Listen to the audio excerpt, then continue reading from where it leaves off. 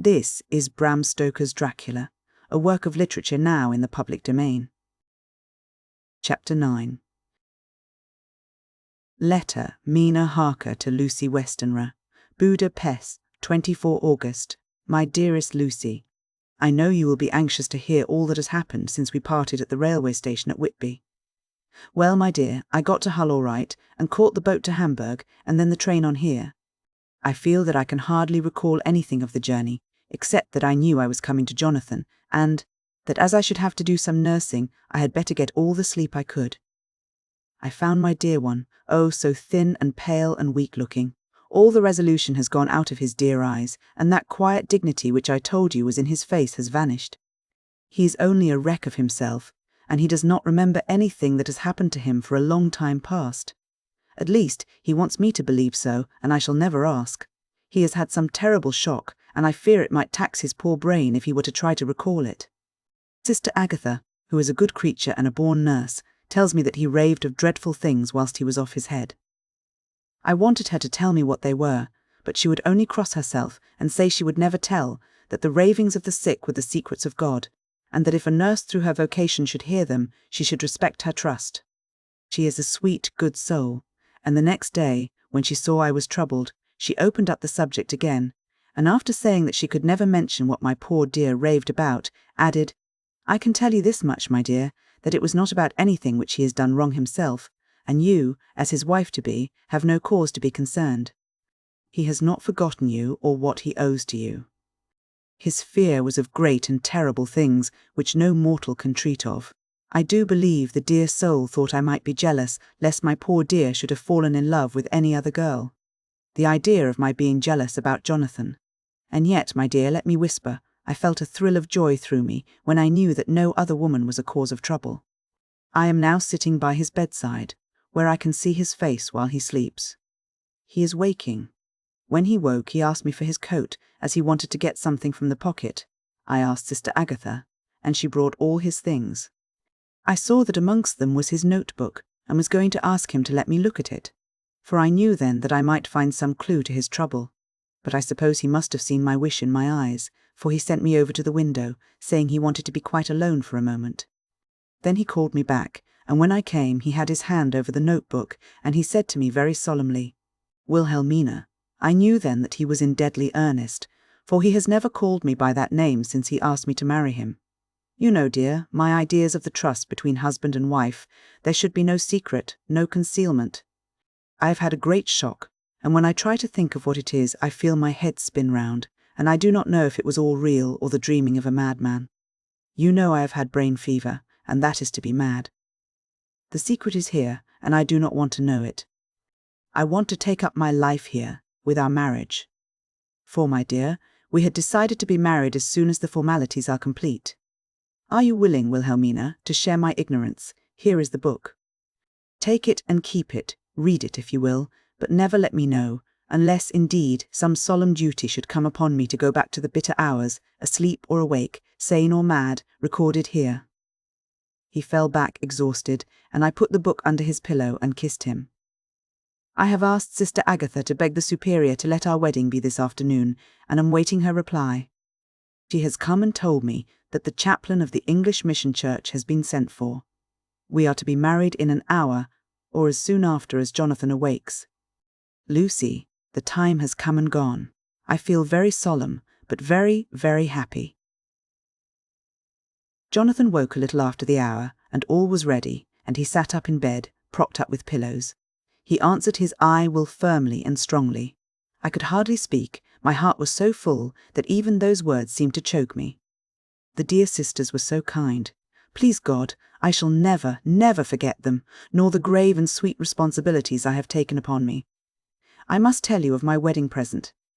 When the chaplain and the sisters had left me alone with my husband, oh, Lucy, it is the first time I have written the words my husband, left me alone with my husband. I took the book from under his pillow and wrapped it up in white paper and tied it with a little bit of pale blue ribbon which was round my neck and sealed it over the knot with sealing wax. And for my seal, I used my wedding ring. Then I kissed it and showed it to my husband and told him that I would keep it so, and then it would be an outward and visible sign for us all our lives that we trusted each other, that I would never open it unless it were for his own dear sake, or for the sake of some stern duty. Then he took my hand in his, and oh, Lucy, it was the first time he took his wife's hand, and said that it was the dearest thing in all the wide world, and that he would go through all the past again to win it if need be. And the poor dear meant to have said a part of the past, but he cannot think of time yet, and I shall not wonder if at first he mixes up not only the month but the year. Well, my dear, what could I say? I could only tell him that I was the happiest woman in all the wide world, and that I had nothing to give him except myself, my life, and my trust, and that with these went my love and duty for all the days of my life. And, my dear, when he kissed me, and drew me to him with his poor weak hands, it was like a very solemn pledge between us. Lucy, dear, do you know why I tell you all this? It is not only because it is all sweet to me, but because you have been, and are, very dear to me. It was my privilege to be your friend and guide when you came from the schoolroom to prepare for the world of life. I want you to see now, and with the eyes of a very happy wife, whither duty has led me, so that in your own married life you too may be all happy as I am. My dear, please Almighty God, your life may be all it promises, a long day of sunshine, with no harsh wind, no forgetting duty, no distrust. I must not wish you no pain, for that can never be, but I do hope you will be always as happy as I am now. Goodbye, my dear. I shall post this at once, and perhaps write you very soon again. I must stop, for Jonathan is waking. I must attend to my husband. Your ever-loving Mina Harker. Letter, Lucy Westenra to Mina Harker. Whitby, 30 August. My dearest Mina, oceans of love and millions of kisses, and may you soon be in your own home with your husband. I wish you could be coming home soon enough to stay with us here. The strong air would soon restore Jonathan. It has quite restored me. I have an appetite like a cormorant, am full of life, and sleep well. You will be glad to know that I have quite given up walking in my sleep. I think I have not stirred out of my bed for a week. That is when I once got into it at night. Arthur says I am getting fat. By the way, I forgot to tell you that Arthur is here. We have such walks and drives and rides and rowing and tennis and fishing together, and I love him more than ever. He tells me that he loves me more, but I doubt that, for at first he told me that he couldn't love me more than he did then. But this is nonsense. There he is, calling to me, so no more just at present from your loving Lucy. P.S. Mother sends her love. She seems better, poor dear. P.P.S. We are to be married on 28 September. Dr. Seward's diary. 20 August. The case of Renfield grows even more interesting. He has now so far quieted that there are spells of cessation from his passion. For the first week after his attack he was perpetually violent. Then one night, just as the moon rose, he grew quiet and kept murmuring to himself, "Now I can wait, now I can wait." The attendant came to tell me, so I ran down at once to have a look at him. He was still in the strait waistcoat and in the padded room, but the suffused look had gone from his face, and his eyes had something of their old pleading, I might almost say cringing, softness. I was satisfied with his present condition, and directed him to be relieved. The attendants hesitated, but finally carried out my wishes without protest. It was a strange thing that the patient had humour enough to see their distrust, for, coming close to me, he said in a whisper, all the while looking furtively at them, "They think I could hurt you. Fancy me hurting you. The fools!" It was soothing, somehow, to the feelings to find myself dissociated even in the mind of this poor madman from the others, but all the same I do not follow his thought. Am I to take it that I have anything in common with him, so that we are, as it were, to stand together? Or has he to gain from me some good so stupendous that my well-being is needful to him? I must find out later on. Tonight he will not speak. Even the offer of a kitten, or even a full-grown cat, will not tempt him. He will only say, "I don't take any stock in cats. I have more to think of now, and I can wait. I can wait." After a while I left him. The attendant tells me that he was quiet until just before dawn, and that then he began to get uneasy and at length violent, until at last he fell into a paroxysm which exhausted him, so that he swooned into a sort of coma. 3 nights has the same thing happened. Violent all day, then quiet from moonrise to sunrise. I wish I could get some clue to the cause. It would almost seem as if there was some influence which came and went. Happy thought! We shall tonight play sane wits against mad ones. He escaped before without our help. Tonight he shall escape with it. We shall give him a chance and have the men ready to follow in case they are required. 23 August. The unexpected always happens. How well Disraeli knew life. Our bird, when he found the cage open, would not fly, so all our subtle arrangements were for naught. At any rate, we have proved one thing, that the spells of quietness last a reasonable time. We shall in future be able to ease his bonds for a few hours each day. I have given orders to the night attendant merely to shut him in the padded room, when once he is quiet, until an hour before sunrise. The poor soul's body will enjoy the relief, even if his mind cannot appreciate it. Hark, the unexpected again. I am called, the patient has once more escaped. Later, another night adventure. Renfield artfully waited until the attendant was entering the room to inspect. Then he dashed out past him and flew down the passage. I sent word for the attendants to follow. Again he went into the grounds of the deserted house, and we found him in the same place, pressed against the old chapel door. When he saw me he became furious, and had not the attendants seized him in time, he would have tried to kill me.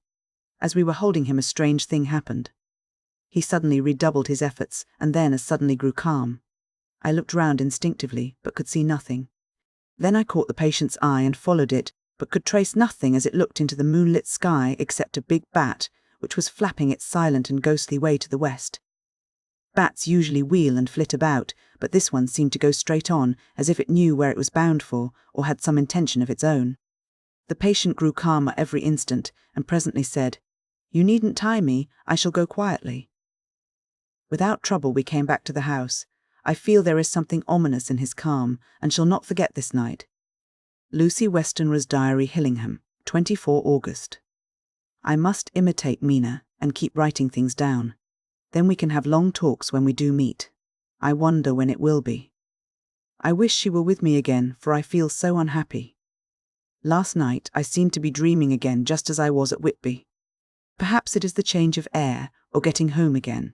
It is all dark and horrid to me, for I can remember nothing, but I am full of vague fear, and I feel so weak and worn out. When Arthur came to lunch he looked quite grieved when he saw me, and I hadn't the spirit to try to be cheerful. I wonder if I could sleep in Mother's room tonight. I shall make an excuse and try. 25 August. Another bad night. Mother did not seem to take to my proposal.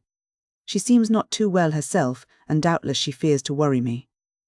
I tried to keep awake, and succeeded for a while, but when the clock struck 12 it waked me from a doze, so I must have been falling asleep. There was a sort of scratching or flapping at the window, but I did not mind it, and as I remember no more, I suppose I must then have fallen asleep. More bad dreams. I wish I could remember them. This morning I am horribly weak.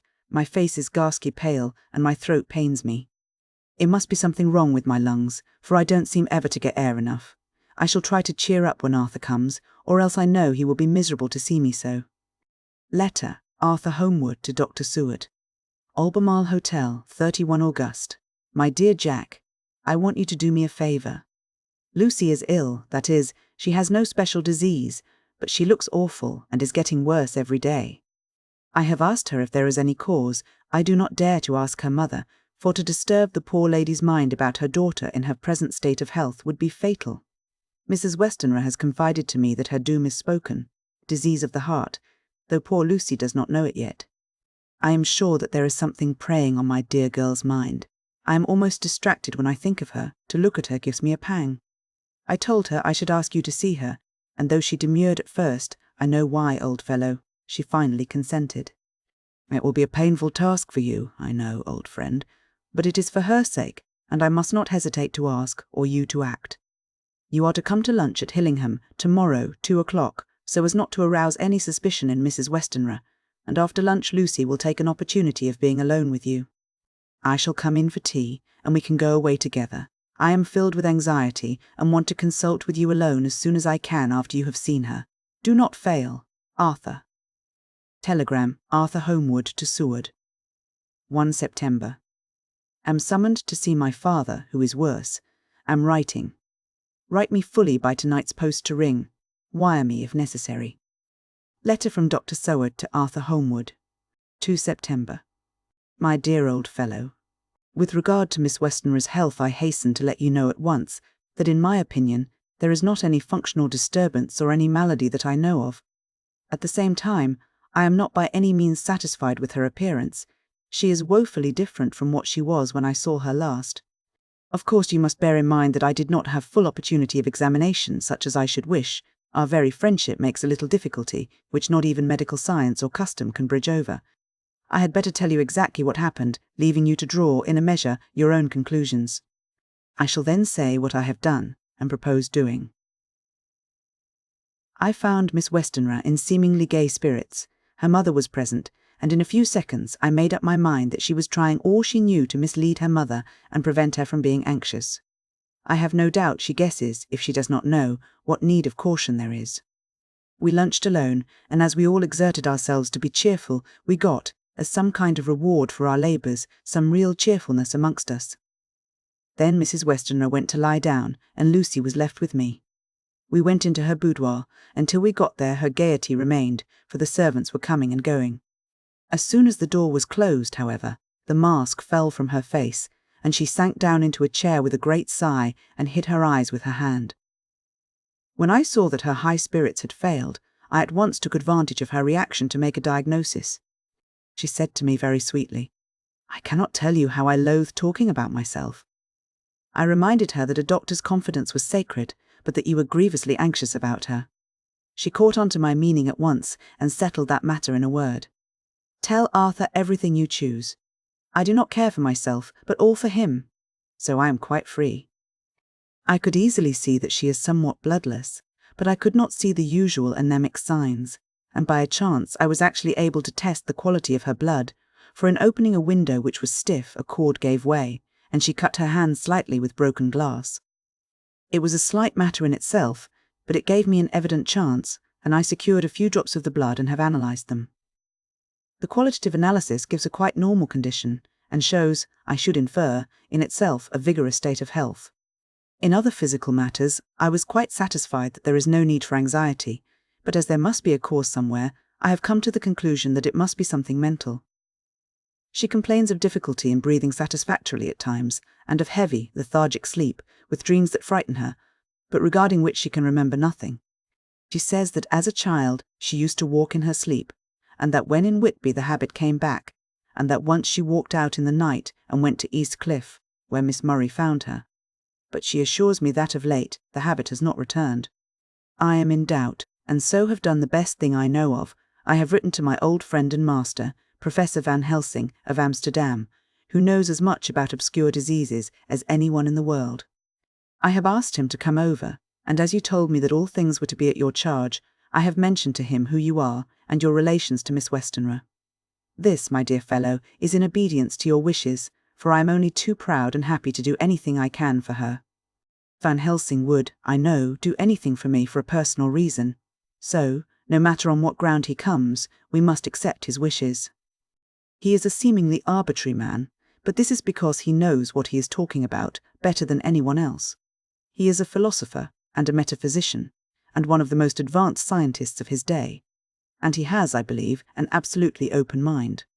This, with an iron nerve, a temper of the ice brook, an indomitable resolution, self-command, and toleration exalted from virtues to blessings, and the kindliest and truest heart that beats. These form his equipment for the noble work that he is doing for mankind, work both in theory and practice, for his views are as wide as his all-embracing sympathy. I tell you these facts that you may know why I have such confidence in him. I have asked him to come at once. I shall see Miss Westenra tomorrow again. She is to meet me at the stores, so that I may not alarm her mother by too early a repetition of my call. Yours always, John Seward. Letter, Abraham Van Helsing, M.D., D.D. Phi D. Lit, and so on, to Dr. Seward. 2 September. My good friend, when I have received your letter, I am already coming to you. By good fortune I can leave just at once, without wrong to any of those who have trusted me. My fortune other, then it were bad for those who have trusted, for I come to my friend when he call me to aid those he holds dear. Tell your friend that when that time you suck from my womb so swiftly the poison of the gangrene from that knife that our other friend, too nervous, let slip, You did more for him when he wants my aids, and you call for them than all his great fortune could do. But it is pleasure added to do for him, your friend. It is to you that I come. Have then rooms for me at the Great Eastern Hotel, so that I may be near to hand, and please it so arrange that we may see the young lady not too late on tomorrow, for it is likely that I may have to return here that night. But if need be, I shall come again in 3 days, and stay longer if it must. Till then, goodbye, my friend John. V. Ain Helsing. Letter. Dr. Seward to Honourable Arthur Homewood. 3 September. My dear Art, Van Helsing has come and gone.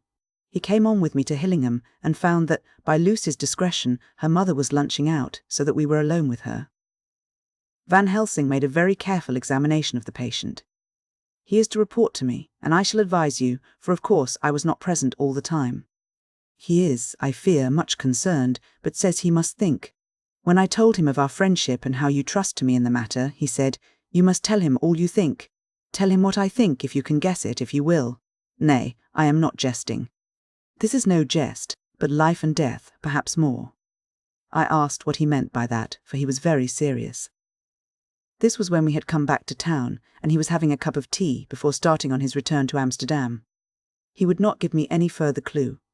You must not be angry with me, Art, because his very reticence means that all his brains are working for her good. He will speak plainly enough when the time comes, be sure. So I told him I would simply write an account of our visit, just as if I were doing a descriptive special article for the Daily Telegraph. He seemed not to notice, but remarked that the smuts in London were not quite so bad as they used to be when he was a student here. I am to get his report tomorrow if he can possibly make it. In any case, I am to have a letter. Well, as to the visit. Lucy was more cheerful than on the day I first saw her, and certainly looked better. She had lost something of the ghastly look that so upset you, and her breathing was normal. She was very sweet to the professor, as she always is, and tried to make him feel at ease, though I could see that the poor girl was making a hard struggle for it.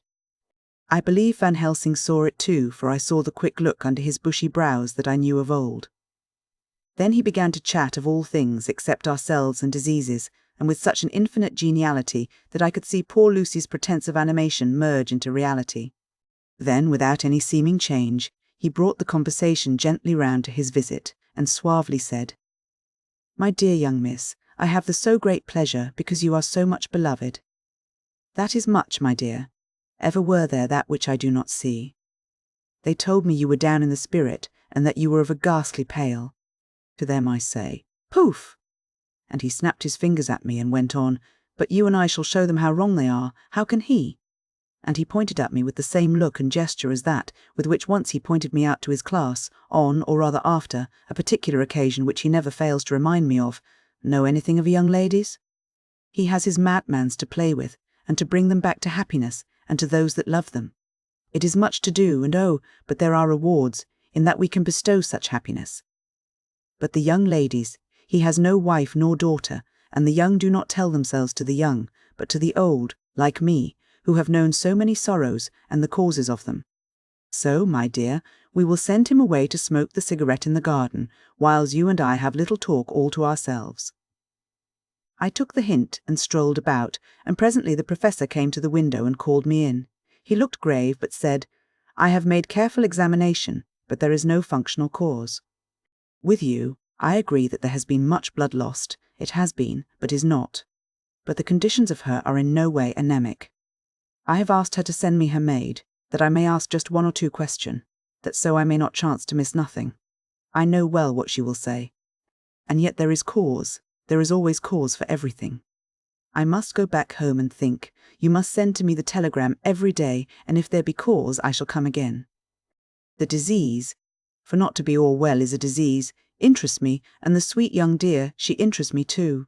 She charmed me, and for her, if not for you or disease, I come. As I tell you, he would not say a word more, even when we were alone. And so now, Art, you know all I know. I shall keep stern watch. I trust your poor father is rallying.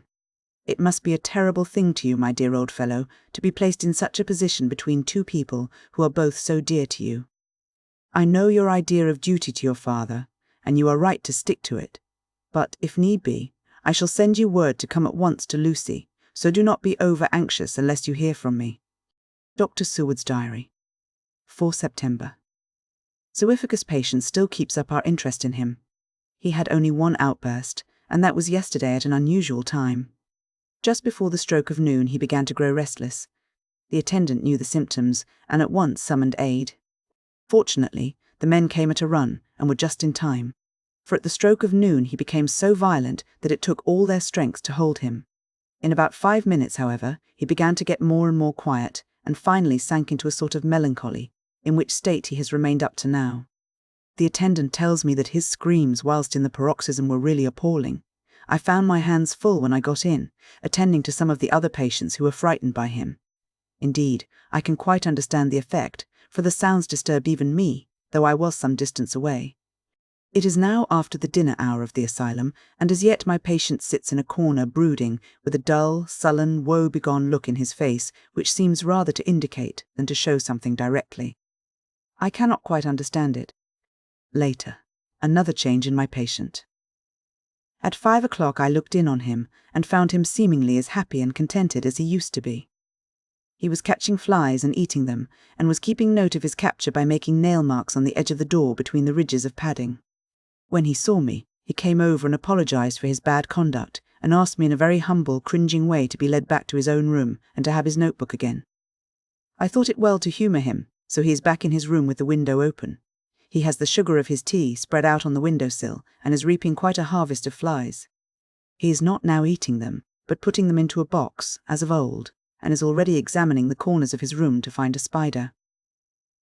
I tried to get him to talk about the past few days, for any clue to his thoughts would be of immense help to me, but he would not rise. For a moment or two he looked very sad, and said in a sort of far-away voice, as though saying it rather to himself than to me, "All over, all over! He has deserted me, no hope for me now, unless I do it for myself." Then suddenly turning to me in a resolute way, he said, "Doctor, won't you be very good to me and let me have a little more sugar? I think it would be good for me." "And the flies?" I said. "Yes, the flies like it too, and I like the flies, therefore I like it. And there are people who know so little as to think that madmen do not argue." I procured him a double supply and left him as happy a man as I suppose any in the world. I wish I could fathom his mind. Midnight, another change in him. I had been to see Miss Westenra, whom I found much better, and had just returned, and was standing at our own gate looking at the sunset, when once more I heard him yelling. As his room is on this side of the house, I could hear it better than in the morning.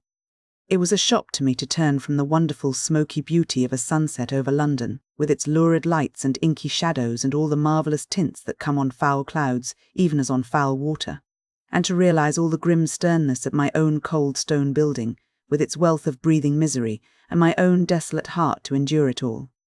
I reached him just as the sun was going down, and from his window saw the red disk sink. As it sank he became less and less frenzied, and just as it dipped he slid from the hands that held him, an inert mass on the floor.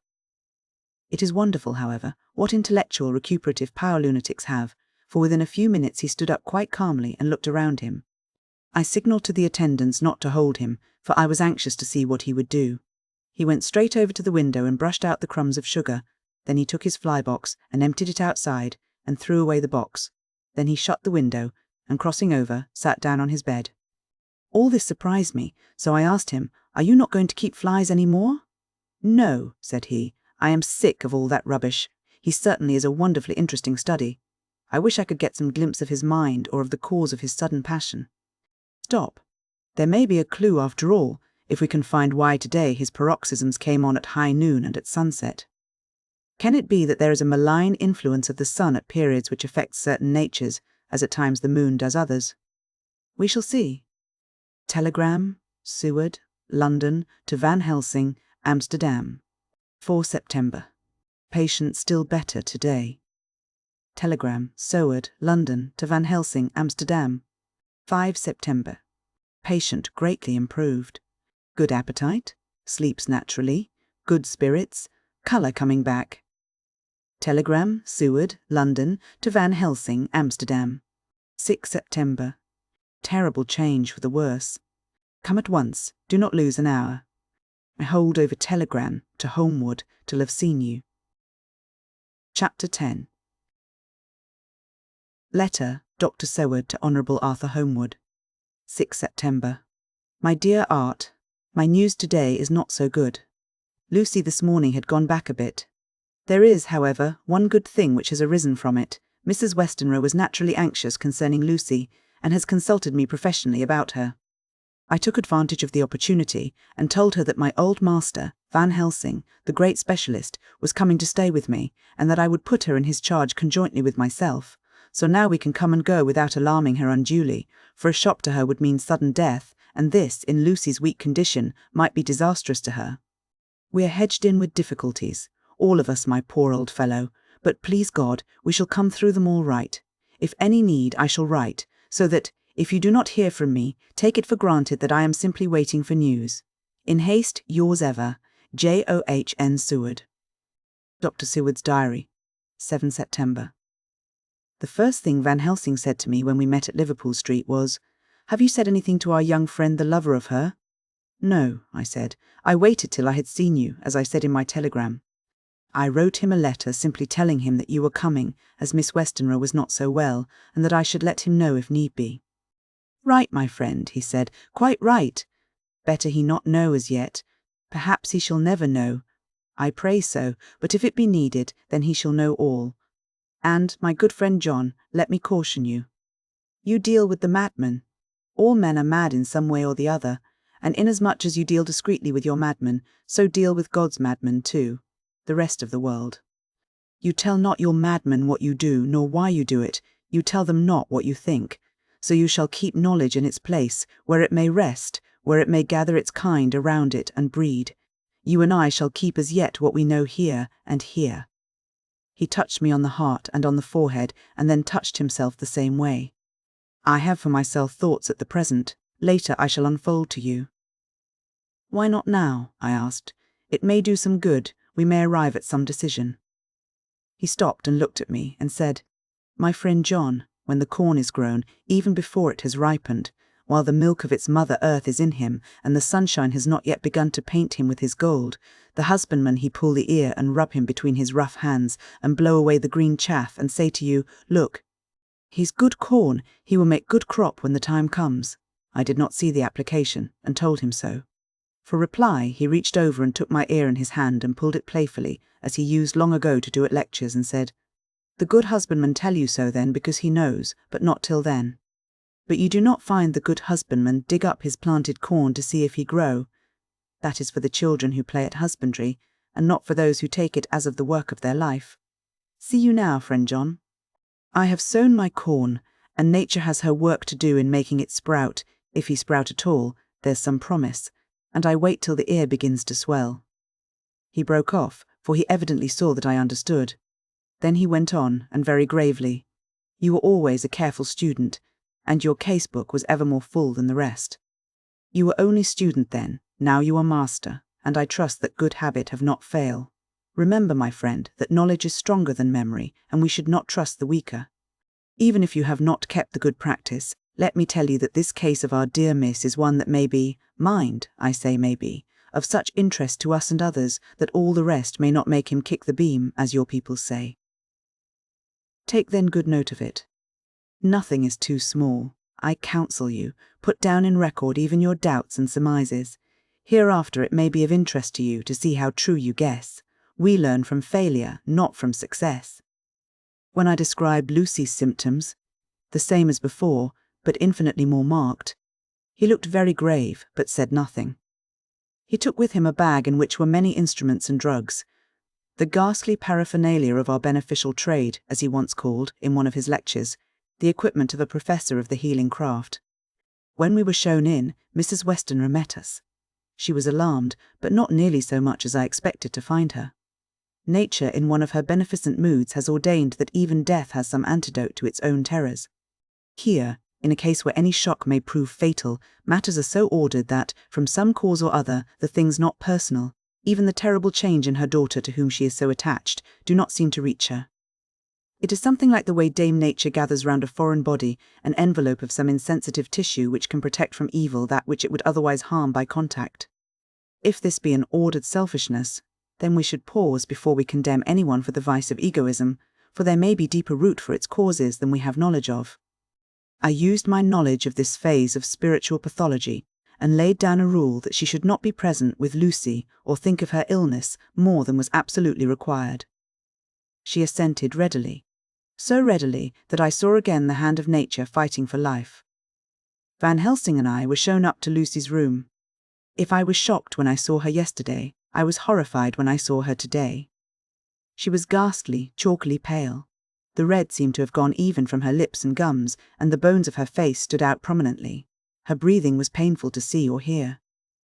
Van Helsing's face grew set as marble, and his eyebrows converged till they almost touched over his nose. Lucy lay motionless, and did not seem to have strength to speak, so for a while we were all silent. Then Van Helsing beckoned to me, and we went gently out of the room. The instant we had closed the door, he stepped quickly along the passage to the next door, which was open. Then he pulled me quickly in with him and closed the door. "My God," he said, "this is dreadful. There is no time to be lost. She will die for sheer want of blood to keep the heart's action as it should be. There must be transfusion of blood at once. Is it you or me?" "I am younger and stronger, Professor. It must be me." "Then get ready at once. I will bring up my bag. I am prepared." I went downstairs with him, and as we were going there was a knock at the hall door. When we reached the hall, the maid had just opened the door, and Arthur was stepping quickly in. He rushed up to me, saying in an eager whisper, "Jack, I was so anxious. I read between the lines of your letter and have been in an agony. The dad was better, so I ran down here to see for myself. Is not that gentleman Dr. Van Helsing? I am so thankful to you, sir, for coming." When first the professor's eye had lit upon him, he had been angry at his interruption at such a time. But now, as he took in his stalwart proportions and recognized the strong young manhood which seemed to emanate from him, his eyes gleamed. Without a pause, he said to him gravely as he held out his hand, "Sir, you have come in time. You are the lover of our dear miss. She is bad, very, very bad. Nay, my child, do not go like that." For he suddenly grew pale and sat down in a chair, almost fainting. "You are to help her. You can do more than any that live, and your courage is your best help." "What can I do?" asked Arthur hoarsely. "Tell me, and I shall do it." "My life is hers, and I would give the last drop of blood in my body for her." The professor has a strongly humorous side, and I could from old knowledge detect a trace of its origin in his answer. "My young sir, I do not ask so much as that, not the last. What shall I do?" There was fire in his eyes, and his open nostril quivered with intent. Van Helsing slapped him on the shoulder. "Come," he said. "You are a man, and it is a man we want. You are better than me, better than my friend John." Arthur looked bewildered, and the professor went on by explaining in a kindly way. "Young miss is bad, very bad. She wants blood, and blood she must have or die. My friend John and I have consulted, and we are about to perform what we call transfusion of blood, to transfer from full veins of one to the empty veins which pine for him. John was to give his blood, as he is the more young and strong than me." Here Arthur took my hand and wrung it hard in silence. "But now you are here, you are more good than us, old or young, who toil much in the world of thought. Our nerves are not so calm and our blood not so bright than yours." Arthur turned to him and said, "If you only knew how gladly I would die for her, you would understand." He stopped, with a sort of choke in his voice. "Good boy," said Van Helsing. "In the not so far off you will be happy that you have done all for her you love. Come now and be silent. You shall kiss her once before it is done, but then you must go, and you must leave at my sign. Say no word to Madame. You know how it is with her. There must be no shock. Any knowledge of this would be one. Come." We all went up to Lucy's room. Arthur, by direction, remained outside. Lucy turned her head and looked at us, but said nothing. She was not asleep, but she was simply too weak to make the effort. Her eyes spoke to us. That was all. Van Helsing took some things from his bag and laid them on a little table out of sight. Then he mixed a narcotic, and coming over to the bed, said cheerily, "Now, little miss, here is your medicine. Drink it off like a good child. See, I lift you so that to swallow is easy." Yes, she had made the effort with success. It astonished me how long the drug took to act. This, in fact, marked the extent of her weakness. The time seemed endless until sleep began to flicker in her eyelids, At last, however, the narcotic began to manifest its potency, and she fell into a deep sleep. When the professor was satisfied, he called Arthur into the room and bade him strip off his coat. Then he added, "You may take that one little kiss whiles I bring over the table. Friend John, help to me." So neither of us looked whilst he bent over her. Van Helsing, turning to me, said, "He is so young and strong and of blood so pure that we need not defibrinate it." Then with swiftness, but with absolute method, Van Helsing performed the operation. As the transfusion went on, something like life seemed to come back to poor Lucy's cheeks, and through Arthur's growing pallor, the joy of his face seemed absolutely to shine. After a bit, I began to grow anxious, for the loss of blood was telling on Arthur, strong man as he was. It gave me an idea of what a terrible strain Lucy's system must have undergone, that what weakened Arthur only partially restored her. But the professor's face was set, and he stood watch in hand, and with his eyes fixed now on the patient, and now on Arthur. I could hear my own heart beat. Presently he said in a soft voice, "Do not stir an instant, it is enough. You attend him, I will look to her." When all was over, I could see how much Arthur was weakened. I dressed the wound and took his arm to bring him away, when Van Helsing spoke without turning round. "The man seems to have eyes in the back of his head. The brave lover, I think, deserve another kiss, which he shall have presently." And as he had now finished his operation, he adjusted the pillow to the patient's head. As he did so, the narrow black velvet band, which she seems always to wear round her throat, buckled with an old diamond buckle which her lover had given her, was dragged a little up and showed a red mark on her throat. Arthur did not notice it, but I could hear the deep hiss of indrawn breath, which is one of Van Helsing's ways of betraying emotion. He said nothing at the moment, but turned to me, saying, "Now, take down our brave young lover, give him of the port wine, and let him lie down a while. He must then go home and rest, sleep much and eat much, that he may be recruited of what he has so given to his love. He must not stay here. Hold, a moment. I may take it, sir, that you are anxious of result. Then bring it with you that in all ways the operation is successful. You have saved her life this time, and you can go home and rest easy in mind that all that can be is. I shall tell her all when she is well. She shall love you none the less for what you have done. Goodbye." When Arthur had gone, I went back to the room. Lucy was sleeping gently, but her breathing was stronger. I could see the counterpane move as her breast heaved. By the bedside sat Van Helsing, looking at her intently. The velvet band again covered the red mark. I asked the professor in a whisper, "What do you make of that mark on her throat? What do you make of it?" "I have not examined it yet," I answered, and then and there proceeded to loose the band. Just over the external jugular vein there were 2 punctures, not large, but not wholesome looking. There was no sign of disease, but the edges were white and worn-looking, as if by some trituration. It at once occurred to me that this wound, or whatever it was, might be the means of that manifest loss of blood, but I abandoned the idea as soon as formed, for such a thing could not be. A whole bed would have been drenched to a scarlet with the blood which the girl must have lost to leave such a pallor as she had before the transfusion. "Well?" said Van Helsing. "Well," said I can make nothing of it." The professor stood up. "I must go back to Amsterdam tonight," he said. "There are books and things there which I want. You must remain here all the night, and you must not let your sight pass from her." "Shall I have a nurse?" I asked. "We are the best nurses, you and I. You keep watch all night, see that she is well fed, and that nothing disturbs her.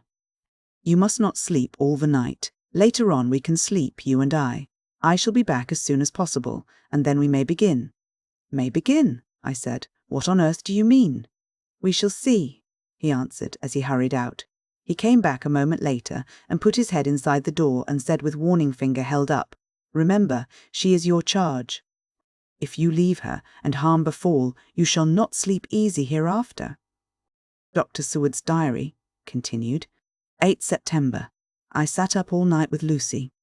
The opiate worked itself off towards dusk, and she waked naturally. She looked a different being from what she had been before the operation. Her spirits even were good, and she was full of a happy vivacity, but I could see evidences of the absolute prostration which she had undergone. When I told Mrs. Westenra that Dr. Van Helsing had directed that I should sit up with her, she almost poohed the idea, pointing out her daughter's renewed strength and excellent spirits. I was firm, however, and made preparations for my long vigil. When her maid had prepared her for the night, I came in, having in the meantime had supper, and took a seat by the bedside. She did not in any way make objection, but looked at me gratefully whenever I caught her eye.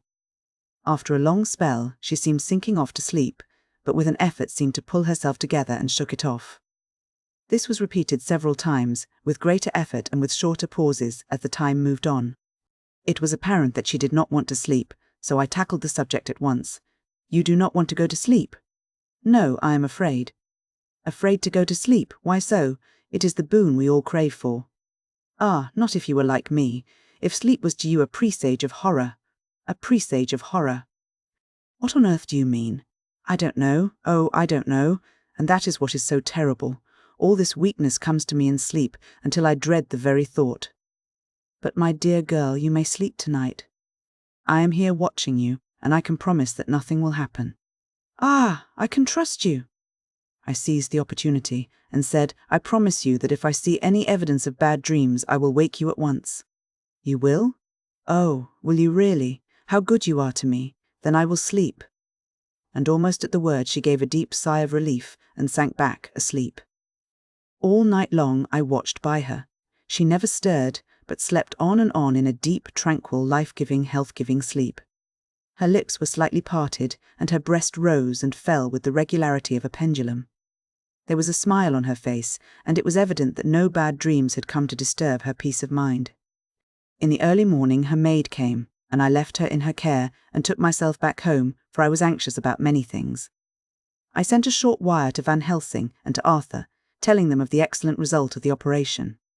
My own work, with its manifold arrears, took me all day to clear off. It was dark when I was able to inquire about my zoophagus patient. And the report was good. He had been quite quiet for the past day and night. A telegram came from Van Helsing at Amsterdam, whilst I was at dinner, suggesting that I should be at Hillingham tonight, as it might be well to be at hand, and stating that he was leaving by the night mail and would join me early in the morning. 9 September. I was pretty tired and worn out when I got to Hillingham. For 2 nights I had hardly had a wink of sleep, and my brain was beginning to feel that numbness which marks cerebral exhaustion. Lucy was up and in cheerful spirits. When she shook hands with me, she looked sharply in my face and said, "No sitting up tonight for you. You are worn out." "I am quite well again, indeed, I am, and if there is to be any sitting up, it is I who will sit up with you." I would not argue the point, but went and had my supper. Lucy came with me, and, enlivened by her charming presence, I made an excellent meal, and had a couple of glasses of the more than excellent port. Then Lucy took me upstairs and showed me a room next her own, where a cosy fire was burning. "Now," she said, "you must stay here. I shall leave this door open, and my door too. You can lie on the sofa, for I know that nothing would induce any of you doctors to go to bed whilst there is a patient above the horizon. If I want anything, I shall call out, and you can come to me at once." I could not but acquiesce, for I was dog-tired and could not have sat up had I tried. So, on her renewing her promise to call me if she should want anything, I lay on the sofa and forgot all about everything. Lucy Westenra's diary, 9 September. I feel so happy tonight. I have been so miserably weak that to be able to think and move about is like feeling sunshine after a long spell of east wind out of a steel sky. Somehow Arthur feels very, very close to me. I seem to feel his presence warm about me. I suppose it is that sickness and weakness are selfish things and turn our inner eyes and sympathy on ourselves, whilst health and strength give love rein, and in thought and feeling he can wander where he wills. I know where my thoughts are. If Arthur only knew. My dear, your ears must tingle as you sleep, as mine do waking. Oh, the blissful rest of last night! How I slept, with that dear good Dr. Seward watching me. And tonight I shall not fear to sleep, since he is close at hand and within call.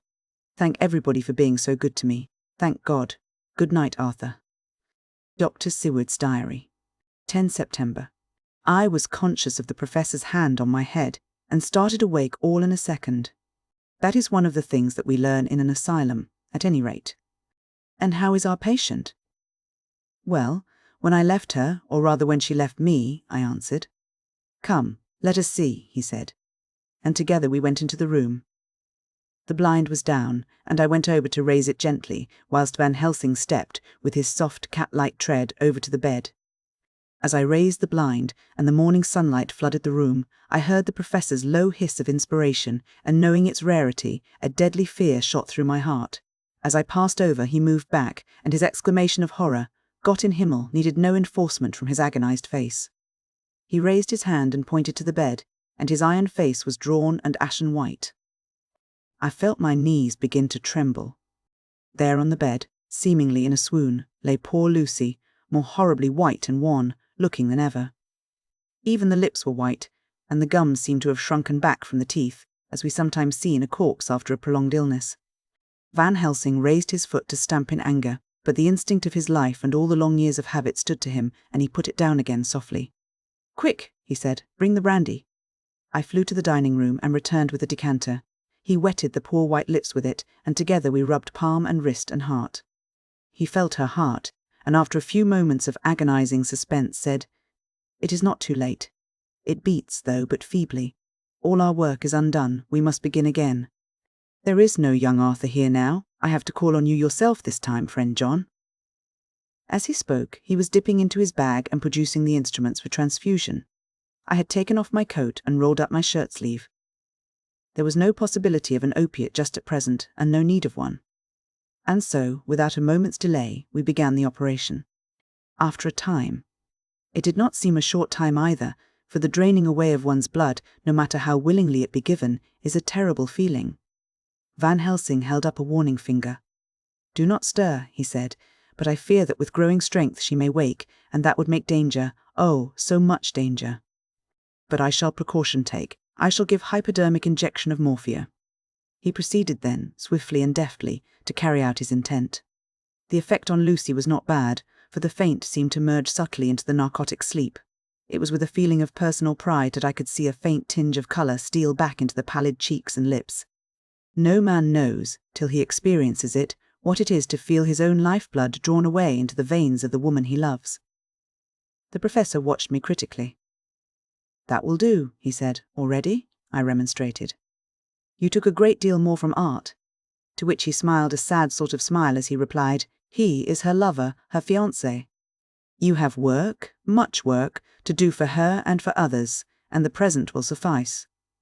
When we stopped the operation, he attended to Lucy, whilst I applied digital pressure to my own incision. I laid down, whilst I waited his leisure to attend to me, for I felt faint and a little sick. By and by he bound up my wound and sent me downstairs to get a glass of wine for myself. As I was leaving the room, he came after me, and half whispered, "Mind, nothing must be said of this. If our young lover should turn up unexpected, as before, no word to him. It would at once frighten him and enjealous him too. There must be none." So, when I came back, he looked at me carefully, and then said, "You are not much the worse. Go into the room, and lie on your sofa, and rest a while, then have much breakfast, and come here to me." I followed out his orders, for I knew how right and wise they were. I had done my part, and now my next duty was to keep up my strength. I felt very weak, and in the weakness lost something of the amazement at what had occurred. I fell asleep on the sofa, however, wondering over and over again how Lucy had made such a retrograde movement, and how she could have been drained of so much blood with no sign anywhere to show for it. I think I must have continued my wonder in my dreams, for, sleeping and waking, my thoughts always came back to the little punctures in her throat and the ragged, exhausted appearance of their edges, tiny though they were. Lucy slept well into the day, and when she woke she was fairly well and strong, though not nearly so much so as the day before. When Van Helsing had seen her, he went out for a walk, leaving me in charge, with strict injunctions that I was not to leave her for a moment. I could hear his voice in the hall, asking the way to the nearest telegraph office. Lucy chatted with me freely and seemed quite unconscious that anything had happened. I tried to keep her amused and interested. When her mother came up to see her, she did not seem to notice any change whatever, but said to me gratefully, "We owe you so much, Dr. Soward, for all you have done, but you really must now take care not to overwork yourself. You are looking pale yourself. You want a wife to nurse and look after you a bit. That you do." As she spoke, Lucy turned crimson, though it was only momentarily, for her poor wasted veins could not stand for long such an unwanted drain to the head. The reaction came in excessive pallor as she turned imploring eyes on me. I smiled and nodded, and laid my finger on my lips with a sigh. She sank back amid her pillows. Van Helsing returned in a couple of hours and presently said to me, "Now you go home and eat much and drink enough. Make yourself strong. I stay here tonight, and I shall sit up with little miss myself. You and I must watch the case, and we must have none other to know. I have grave reasons. No, do not ask them. Think what you will. Do not fear to think even the most not probable. Good night." In the hall. 2 of the maids came to me and asked if they or either of them might not sit up with Miss Lucy. They implored me to let them, and when I said it was Dr. Van Helsing's wish that either he or I should sit up, they asked me quite piteously to intercede with the foreign gentleman. I was much touched by their kindness. Perhaps it is because I am weak at present, and perhaps because it was on Lucy's account that their devotion was manifested, for over and over again have I seen similar instances of woman's kindness.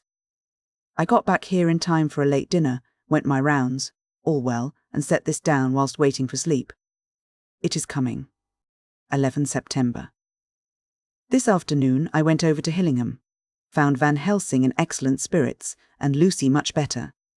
Shortly after I had arrived, a big parcel from abroad came for the Professor. He opened it with much impressment, assumed of course, and showed a great bundle of white flowers. "These are for you, Miss Lucy," he said. "For me? Oh, Dr. Van Helsing! Yes, my dear, but not for you to play with. These are medicines." Here Lucy made a wry face.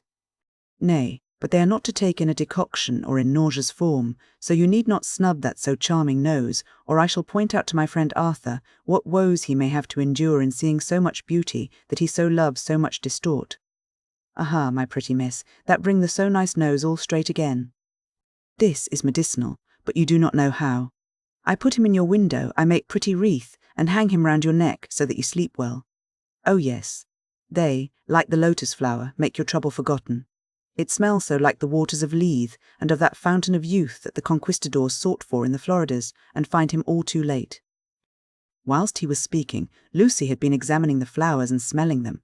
Now she threw them down, saying with half laughter and half disgust, "Oh, Professor, I believe you are only putting up a joke on me. Why, these flowers are only common garlic." To my surprise, Van Helsing rose up and said with all his sternness, his iron jaw set and his bushy eyebrows meeting, "No trifling with me. I never jest. There is grim purpose in all I do, and I warn you that you do not thwart me. Take care for the sake of others if not for your own." Then seeing poor Lucy scared, as she might well be, he went on more gently. "Oh, little miss, my dear, do not fear me. I only do for your good, but there is much virtue to you in those so common flowers. See, I place them myself in your room. I make myself the wreath that you are to wear. But hush, no telling to others that make so inquisitive questions. We must obey, and silence is a part of obedience, and obedience is to bring you strong and well into loving arms that wait for you. Now sit still a while. Come with me, friend John, and you shall help me deck the room with my garlic, which is all the way from Haarlem, where my friend Vanderpool raise herb in his glass houses all the year. I had to telegraph yesterday, or they would not have been here." We went into the room, taking the flowers with us. The Professor's actions were certainly odd, and not to be found in any pharmacopoeia that I ever heard of. First, he fastened up the windows and latched them securely. Next, taking a handful of the flowers, he rubbed them all over the sashes, as though to ensure that every whiff of air that might get in would be laden with the garlic smell. And then with the wisp he rubbed all over the jamb of the door, above, below, and at each side, and round the fireplace in the same way. It all seemed grotesque to me, and presently I said, "Well, Professor, I know you always have a reason for what you do, but this certainly puzzles me. It is well, we have no skeptic here, or he would say that you were working some spell to keep out an evil spirit." "Perhaps I am," he answered quietly, as he began to make the wreath which Lucy was to wear round her neck. We then waited, whilst Lucy made her toilet for the night, and when she was in bed he came and himself fixed the wreath of garlic round her neck. The last words he said to her were, "Take care you do not disturb it, and even if the room feel close, do not tonight open the window or the door." "I promise," said Lucy, "and thank you both 1,000 times for all your kindness to me. Oh, what have I done to be blessed with such friends?" As we left the house in my fly, which was waiting, Van Helsing said, "Tonight I can sleep in peace, and sleep I want. 2 nights of travel, much reading in the day between, and much anxiety on the day to follow, and a night to sit up, without to wink. Tomorrow in the morning early you call for me, and we come together to see our pretty miss, so much more strong for my spell which I have work. Ho! Ho! He seemed so confident that I, remembering my own confidence 2 nights before, and with the baneful result, felt awe and vague terror. It must have been my weakness that made me hesitate to tell it to my friend, but I felt it all the more, like unshed tears. Chapter 11. Lucy Westenra's Diary, 12 September. How good they all are to me. I quite love that dear Dr. Van Helsing. I wonder why he was so anxious about these flowers. He positively frightened me, he was so fierce. And yet he must have been right, for I feel comfort from them already. Somehow, I do not dread being alone tonight, and I can go to sleep without fear. I shall not mind any flapping outside the window. Oh, the terrible struggle that I've had against sleep so often of late, the pain of the sleeplessness, or the pain of the fear of sleep, with such unknown horrors as it has for me. How blessed are some people, whose lives have no fears, no dreads, to whom sleep is a blessing that comes nightly and brings nothing but sweet dreams. Well, here I am tonight, hoping for sleep, and lying like Ophelia in the play, with virgin krantz and maiden struments. I never liked garlic before, but tonight it is delightful. There is peace in its smell. I feel sleep coming already. Good night, everybody. Dr. Selwood's Diary. 13 September, called at the Berkeley and found Van Helsing, as usual, up to time. The carriage ordered from the hotel was waiting. The professor took his bag, which he always brings with him now. Let all be put down exactly. Van Helsing and I arrived at Hillingham at 8 o'clock. It was a lovely morning. The bright sunshine and all the fresh feeling of early autumn seemed like the completion of nature's annual work. The leaves were turning to all kinds of beautiful colours, but had not yet begun to drop from the trees. When we entered, we met Mrs. Westenra coming out of the morning room. She is always an early riser. She greeted us warmly and said, "You will be glad to know that Lucy is better. The dear child is still asleep." I looked into her room and saw her, but did not go in, lest I should disturb her. The professor smiled and looked quite jubilant. He rubbed his hands together and said, "Aha! I thought I had diagnosed the case. My treatment is working," to which she answered, "You must not take all the credit to yourself, doctor. Lucy's state this morning is due in part to me." "How you do mean, ma'am?" asked the professor. "Well, I was anxious about the dear child in the night, and went into her room. She was sleeping soundly, so soundly that even my coming did not wake her. But the room was awfully stuffy. There were a lot of those horrible, strong-smelling flowers about everywhere, and she had actually a bunch of them round her neck. I feared that the heavy odour would be too much for the dear child in her weak state, so I took them all away and opened a bit of the window to let in a little fresh air. You will be pleased with her, I am sure." She moved off into her boudoir, where she usually breakfasted early. As she had spoken, I watched the professor's face and saw it turn ashen grey. He had been able to retain his self-command whilst the poor lady was present, for he knew her state and how mischievous a shock would be. He actually smiled on her as he held open the door for her to pass into her room. But the instant she had disappeared, he pulled me, suddenly and forcibly, into the dining room and closed the door. Then, for the first time in my life, I saw Van Helsing break down. He raised his hands over his head in a sort of mute despair, and then beat his palms together in a helpless way. Finally he sat down on a chair, and putting his hands before his face, began to sob, with loud, dry sobs that seemed to come from the very racking of his heart. Then he raised his arms again, as though appealing to the whole universe. "God, God, God, God," he said. "What have we done? What has this poor thing done, that we are so sore beset? Is there fate amongst us still, sent down from the pagan world of old, that such things must be, and in such way? With poor mother, all unknowing, and all for the best, does she think, does such thing as lose her daughter body and soul, and we must not tell her, we must not even warn her, or she die, and then both die. Oh, how we are beset! How are all the powers of the devils against us?" Suddenly he jumped to his feet. "Come," he said, "come, we must see and act. Devils or no devils, or all the devils at once, it matters not, we fight him all the same." He went to the hall door for his bag, and together we went up to Lucy's room. Once again I drew up the blind, whilst Van Helsing went towards the bed. This time he did not start as he looked on the poor face with the same awful waxen pallor as before. He wore a look of stern sadness and infinite pity. "As I expected," he murmured, with that hissing inspiration of his which meant so much. Without a word he went and locked the door, and then began to set out on the little table the instruments for yet another operation of transfusion of blood. I had long ago recognized the necessity and begun to take off my coat, but he stopped me with a warning hand. "No," he said. "Today you must operate. I shall provide. You are weakened already." As he spoke, he took off his coat and rolled up his shirt sleeve. Again the operation, again the narcotic, again some return of colour to the ashy cheeks and the regular breathing of healthy sleep. This time I watched whilst Van Helsing recruited himself and rested. Presently he took an opportunity of telling Mrs. Westenra that she must not remove anything from Lucy's room without consulting him, that the flowers were of medicinal value, and that the breathing of their odour was a part of the system of cure. Then he took over the care of the case himself, saying that he would watch this night and the next, and would send me word when to come. After another hour Lucy waked from her sleep, fresh and bright, and seemingly not much the worse for her terrible ordeal. What does it all mean? I am beginning to wonder if my long habit of life amongst the insane is beginning to tell upon my own brain. Lucy Westenra's Diary, 17 September. 4 days and nights of peace. I am getting so strong again that I hardly know myself. It is as if I had passed through some long nightmare, and had just awakened to see the beautiful sunshine and feel the fresh air of the morning around me. I have a dim half-remembrance of long, anxious times of waiting and fearing, darkness in which there was not even the pain of hope to make present distress more poignant, and then long spells of oblivion, and the rising back to life as a diver coming up through a great press of water.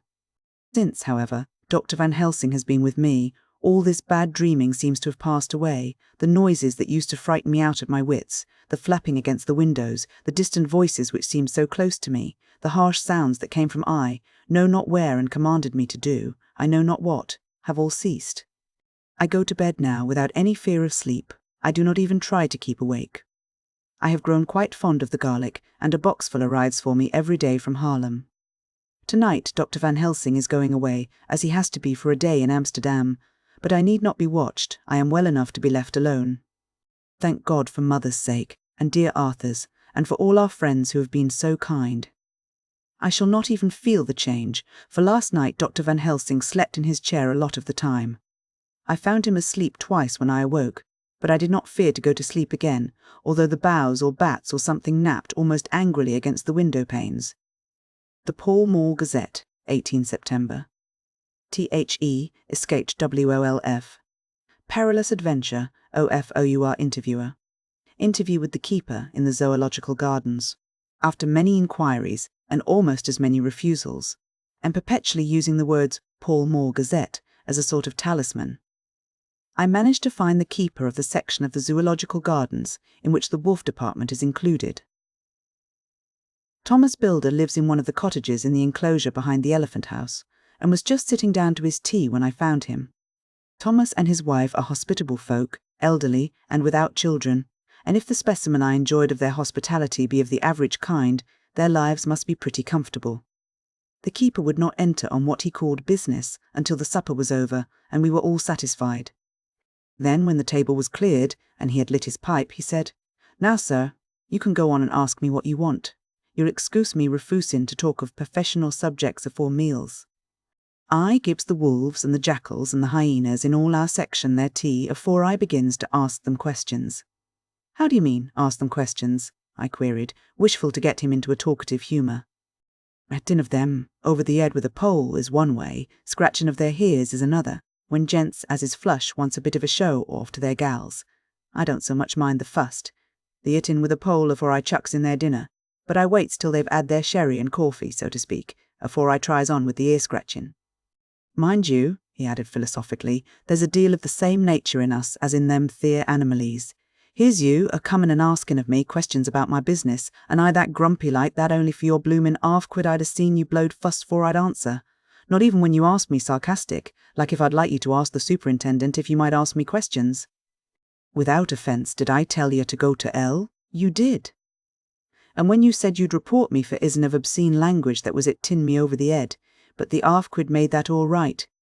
I weren't a-going to fight, so I waited for the food and did with my owl as the wolves and lions and tigers does.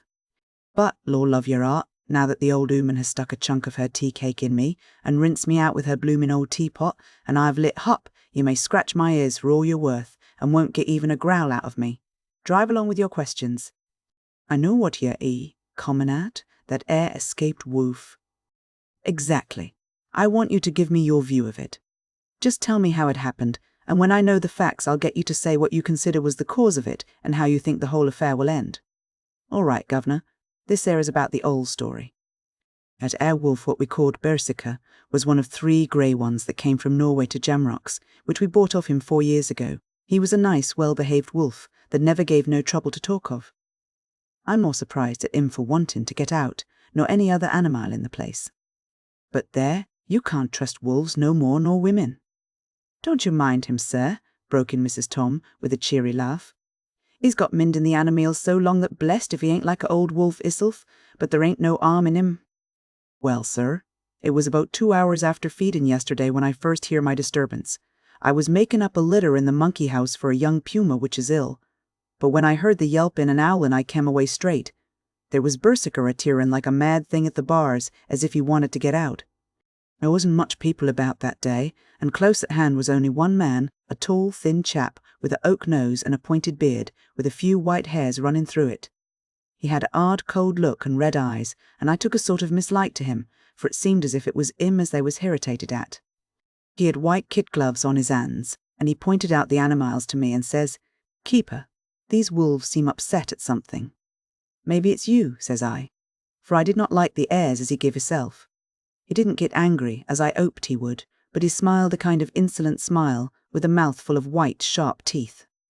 "Oh no, they wouldn't like me," he says. "Oh yes, they would," says I, imitating of him. "They always likes a bone or two to clean their teeth on about tea time, which you as a bagful." Well, it was an odd thing, but when the animals see us a-talking, they lay down, and when I went over to Berserker, he let me stroke his ears same as ever. That their man came over, and blessed. But if he didn't put in his hand and stroke the old wolf's ears too. "Take care," says I. "Berserker is quick." "Never mind," he says. "I'm used to 'em." "Are you in the business yourself?" I says, taking off my hat, for a man what trades in wolves, etc., is a good friend to keepers. "No," says he, "not exactly in the business, but I have made pets of several," and with that he lifts his hat as polite as a lord and walks away. Old Berserker kept a looking arter him till he was out of sight, and then went and lay down in a corner, and wouldn't come out the old hevening. Well, last night, so soon as the moon was up, the wolves here all began a-owling. There warn't nothing for them to owl at. There warn't no one near, except someone that was evidently a-calling a dog somewheres out back of the gardings in the Park Road. Once or twice I went out to see that all was right, and it was, and then the owling stopped. Just before 12 o'clock, I just took a look round afore turning in, and, bust me, but when I came opposite to old Berserker's cage, I see the rails broken and twisted about, and the cage empty. And that's all I know for certain. Did anyone else see anything? One of our gardeners was coming home about that time from a harmony, when he sees a big grey dog coming out through the garden edges. At least, so he says, but I don't give much for it myself, for if he did he never said a word about it to his missus when he got home, and it was only after the escape of the wolf was made known, and we had been up all night, a-hunting of the park for Berserker, that he remembered seeing anything. My own belief was that the harmony had got into his eed. Now, Mr. Builder, can you account in any way for the escape of the wolf? Well, sir, he said with a suspicious sort of modesty, I think I can, but I don't know as how you'd be satisfied with the theory. Certainly I shall. If a man like you, who knows the animals from experience, can't hazard a good guess at any rate, who is even to try? Well then, sir, I accounts for it this way. It seems to me that Wolf escaped simply because he wanted to get out. From the hearty way that both Thomas and his wife laughed at the joke, I could see that it had done service before, and that the whole explanation was simply an elaborate sell. I couldn't cope in badinage with the worthy Thomas, but I thought I knew a surer way to his heart, so I said, Now, Mr. Builder, we'll consider that first half-sovereign worked off, and this brother of his is waiting to be claimed when you've told me what you think will happen. Right ya, sir, he said briskly. You'll excuse me, I know, for a chaffing of ye, but the old woman here winked at me, which was as much as telling me to go on. Well, I never, said the old lady. My opinion is this, that Wolf is a-hiding off somewheres. The gardener what didn't remember said he was a galloping northward faster than a horse could go, but I don't believe him, for, ye see, sir, wolves don't gallop no more, nor dogs does, they not been built that way. Wolves is fine things in a storybook, and I dessay when they gets in packs and does be chivvying something that's more afeard than they is, they can make a devil of a noise and chop it up, whatever it is. But Lord bless you, in real life, a wolf is only a low creature, not half so clever or bold as a good dog, and not half a quarter so much fighting him. This one ain't been used to fighting, or even to providing for hisself, and more like he's somewhere round the park, a-hiding and a-shivering of, and, if he thinks at all, wondering where he is to get his breakfast from, or maybe he's got down some area and is in a coal cellar. My eye, won't some cook get a rum start when she sees his green eyes a-shining at her out of the dark? If he can't get food, he's bound to look for it, and mayhap he may chance to light on a butcher's shop in time. If he doesn't, and some nursemaid goes a-walking off with a soldier, leaving of the hinfant in the perambulator, well, then I shouldn't be surprised if the census is one babby the less. That's all. I was handing him the half-sovereign when something came bobbing up against the window, and Mr. Builder's face doubled its natural length with surprise. God bless me, he said, if there ain't old Berserker come back by isself. He went to the door and opened it, a most unnecessary proceeding it seemed to me. I have always thought that a wild animal never looks so well as when some obstacle of pronounced durability is between us. A personal experience has intensified rather than diminished that idea. After all, however, there is nothing like custom, for neither Builder nor his wife thought any more of the wolf than I should of a dog. The animal itself was as peaceful and well-behaved as that father of all picture, wolves, Red Riding Hood's quondam friend, whilst moving her confidence in masquerade. The whole scene was an unutterable mixture of comedy and pathos. The wicked wolf that for half a day had paralysed London and set all the children in the town shivering in their shoes, was there in a sort of penitent mood, and was received and petted like a sort of vulpine prodigal son. Old Builder examined him all over with most tender solicitude, and when he had finished with his penitence said, "There, I knew the poor old chap would get into some kind of trouble, didn't I say it all along? Here's his head all cut and full of broken glass. He's been a-getting over some bloomin' wall or other. It's a shime that people are allowed to top their walls with broken bottles. This here's what comes of it. Come along, Berserker." He took the wolf and locked him up in a cage, with a piece of meat that satisfied, in quantity at any rate, the elementary conditions of the fatted calf, and went off to report. I came off too, to report the only exclusive information that is given today regarding the strange escapade at the zoo. Dr. Seward's Diary, 17 September. I was engaged after dinner in my study posting up my books, which, through press of other work and the many visits to Lucy, had fallen sadly into arrear. Suddenly the door was burst open, and in rushed my patient, with his face distorted with passion. I was thunderstruck, for such a thing as a patient getting of his own accord into the superintendent's study is almost unknown. Without an instant's pause he made straight at me. He had a dinner knife in his hand, and, as I saw he was dangerous, I tried to keep the table between us. He was too quick and too strong for me, however, for before I could get my balance he had struck at me and cut my left wrist rather severely. Before he could strike again, however, I got him my right, and he was sprawling on his back on the floor. My wrist bled freely, and quite a little pool trickled onto the carpet.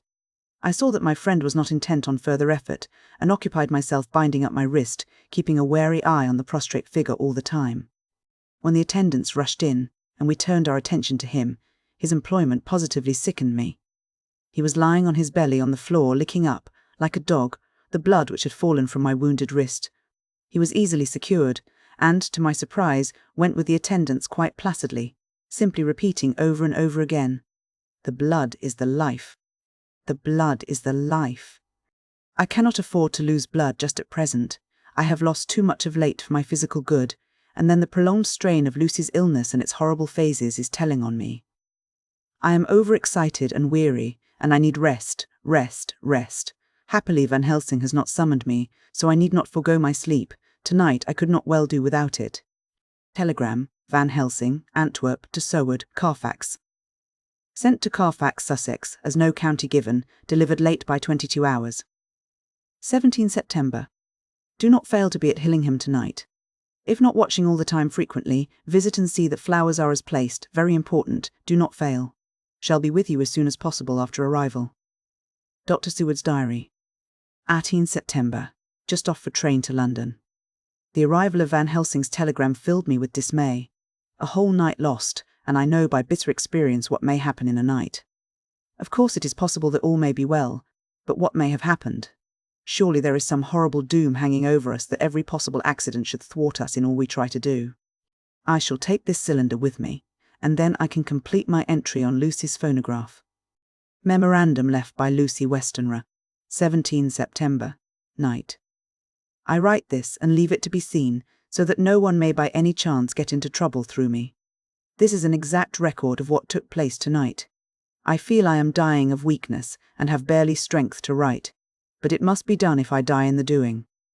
I went to bed as usual, taking care that the flowers were placed as Dr. Van Helsing directed, and soon fell asleep. I was waked by the flapping at the window, which had begun after that sleep, walking on the cliff at Whitby when Mina saved me, and which now I know so well. I was not afraid, but I did wish that Dr. Soward was in the next room, as Dr. Van Helsing said he would be, so that I might have called him. I tried to go to sleep, but could not. Then there came to me the old fear of sleep, and I determined to keep awake. Perversely sleep would try to come then when I did not want it, so as I feared to be alone, I opened my door and called out, "Is there anybody there?" There was no answer. I was afraid to wake Mother, and so closed my door again. Then outside in the shrubbery I heard a sort of howl like a dog's, but more fierce and deeper. I went to the window and looked out, but could see nothing except a big bat which had evidently been buffeting its wings against the window. So I went back to bed again, but determined not to go to sleep. Presently the door opened, and Mother looked in, seeing by my moving that I was not asleep, came in and sat by me. She said to me even more sweetly and softly than her wont, "I was uneasy about you, darling, and came in to see that you were all right." I feared she might catch cold sitting there, and asked her to come in and sleep with me, so she came into bed and lay down beside me. She did not take off her dressing gown, for she said she would only stay a while and then go back to her own bed. As she lay there in my arms, and I in hers, the flapping and buffeting came to the window again. She was startled and a little frightened, and cried out, "What is that?" I tried to pacify her, and at last succeeded, and she lay quiet, but I could hear her poor dear heart still beating terribly. After a while there was the low howl again out in the shrubbery, and shortly after there was a crash at the window, and a lot of broken glass was hurled on the floor. The window blind blew back with the wind that rushed in, and in the aperture of the broken panes there was the head of a great, gaunt grey wolf. Mother cried out in a fright, and struggled up into a sitting posture, and clutched wildly at anything that would help her. Amongst other things, she clutched the wreath of flowers that Dr. Van Helsing insisted on my wearing round my neck, and tore it away from me. For a second or two she sat up, pointing at the wolf, and there was a strange and horrible gurgling in her throat. Then she fell over, as if struck with lightning, and her head hit my forehead and made me dizzy for a moment or two. The room, and all round, seemed to spin round.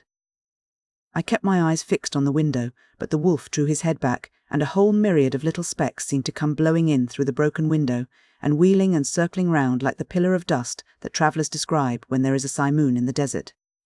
I tried to stir, but there was some spell upon me, and dear Mother's poor body, which seemed to grow cold already, for her dear heart had ceased to beat, weighed me down, and I remembered no more for a while. The time did not seem long, but very, very awful, till I recovered consciousness again. Somewhere near, a passing bell was tolling. The dogs all round the neighbourhood were howling, and in our shrubbery, seemingly just outside, a nightingale was singing.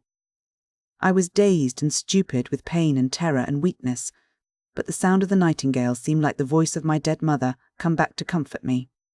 The sound seemed to have awakened the maids too, for I could hear their bare feet pattering outside my door. I called to them, and they came in, and when they saw what had happened, and what it was that lay over me on the bed, they screamed out. The wind rushed in through the broken window, and the door slammed to. They lifted off the body of my dear mother, and laid her, covered up with a sheet, on the bed after I had got up. They were all so frightened and nervous that I directed them to go to the dining room and have each a glass of wine. The door flew open for an instant and closed again. The maids shrieked, and then went in a body to the dining room, and I laid what flowers I had on my dear mother's breast.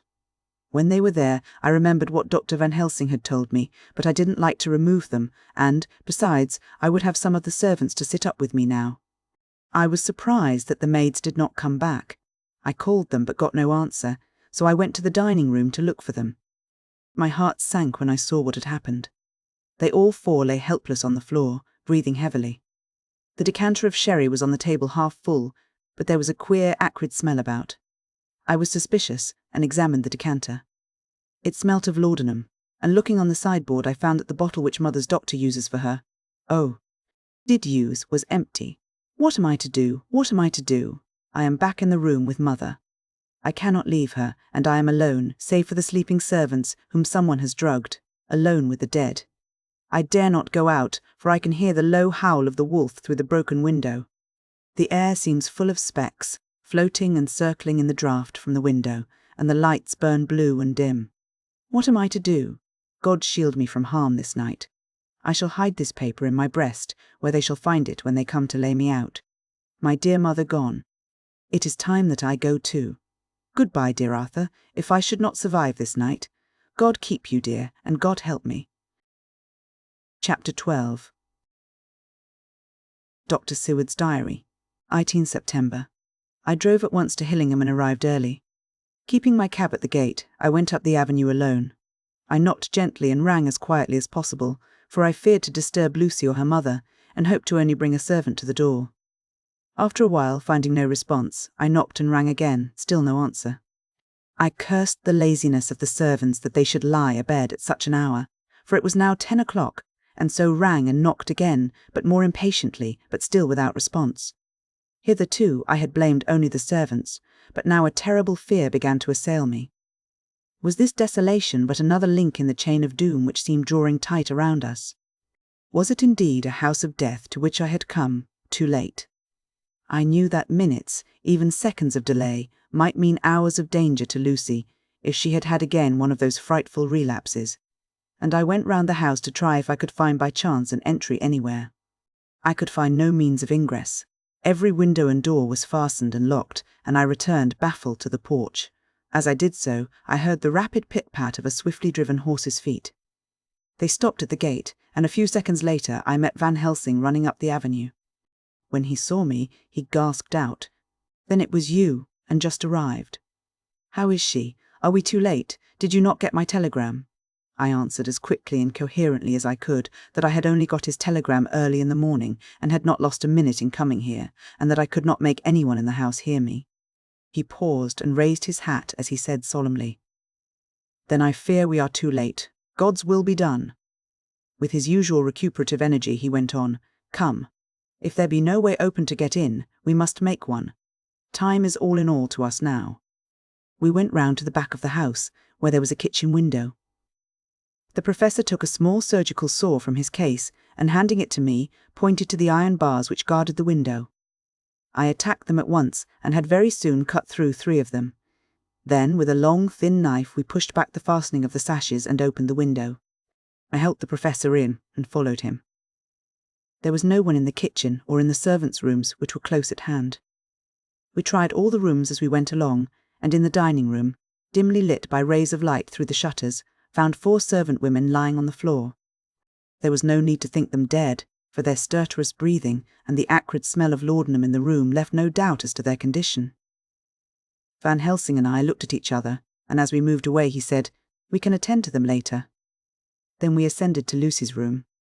For an instant or two we paused at the door to listen, but there was no sound that we could hear. With white faces and trembling hands, we opened the door gently and entered the room. How shall I describe what we saw? On the bed lay 2 women, Lucy and her mother. The latter lay farthest in, and she was covered with a white sheet, the edge of which had been blown back by the draught through the broken window, showing the drawn white face with a look of terror fixed upon it. By her side lay Lucy, with face white and still more drawn. At the flowers which had been round her neck we found upon her mother's bosom, and her throat was bare, showing the 2 little wounds which we had noticed before, but looking horribly white and mangled.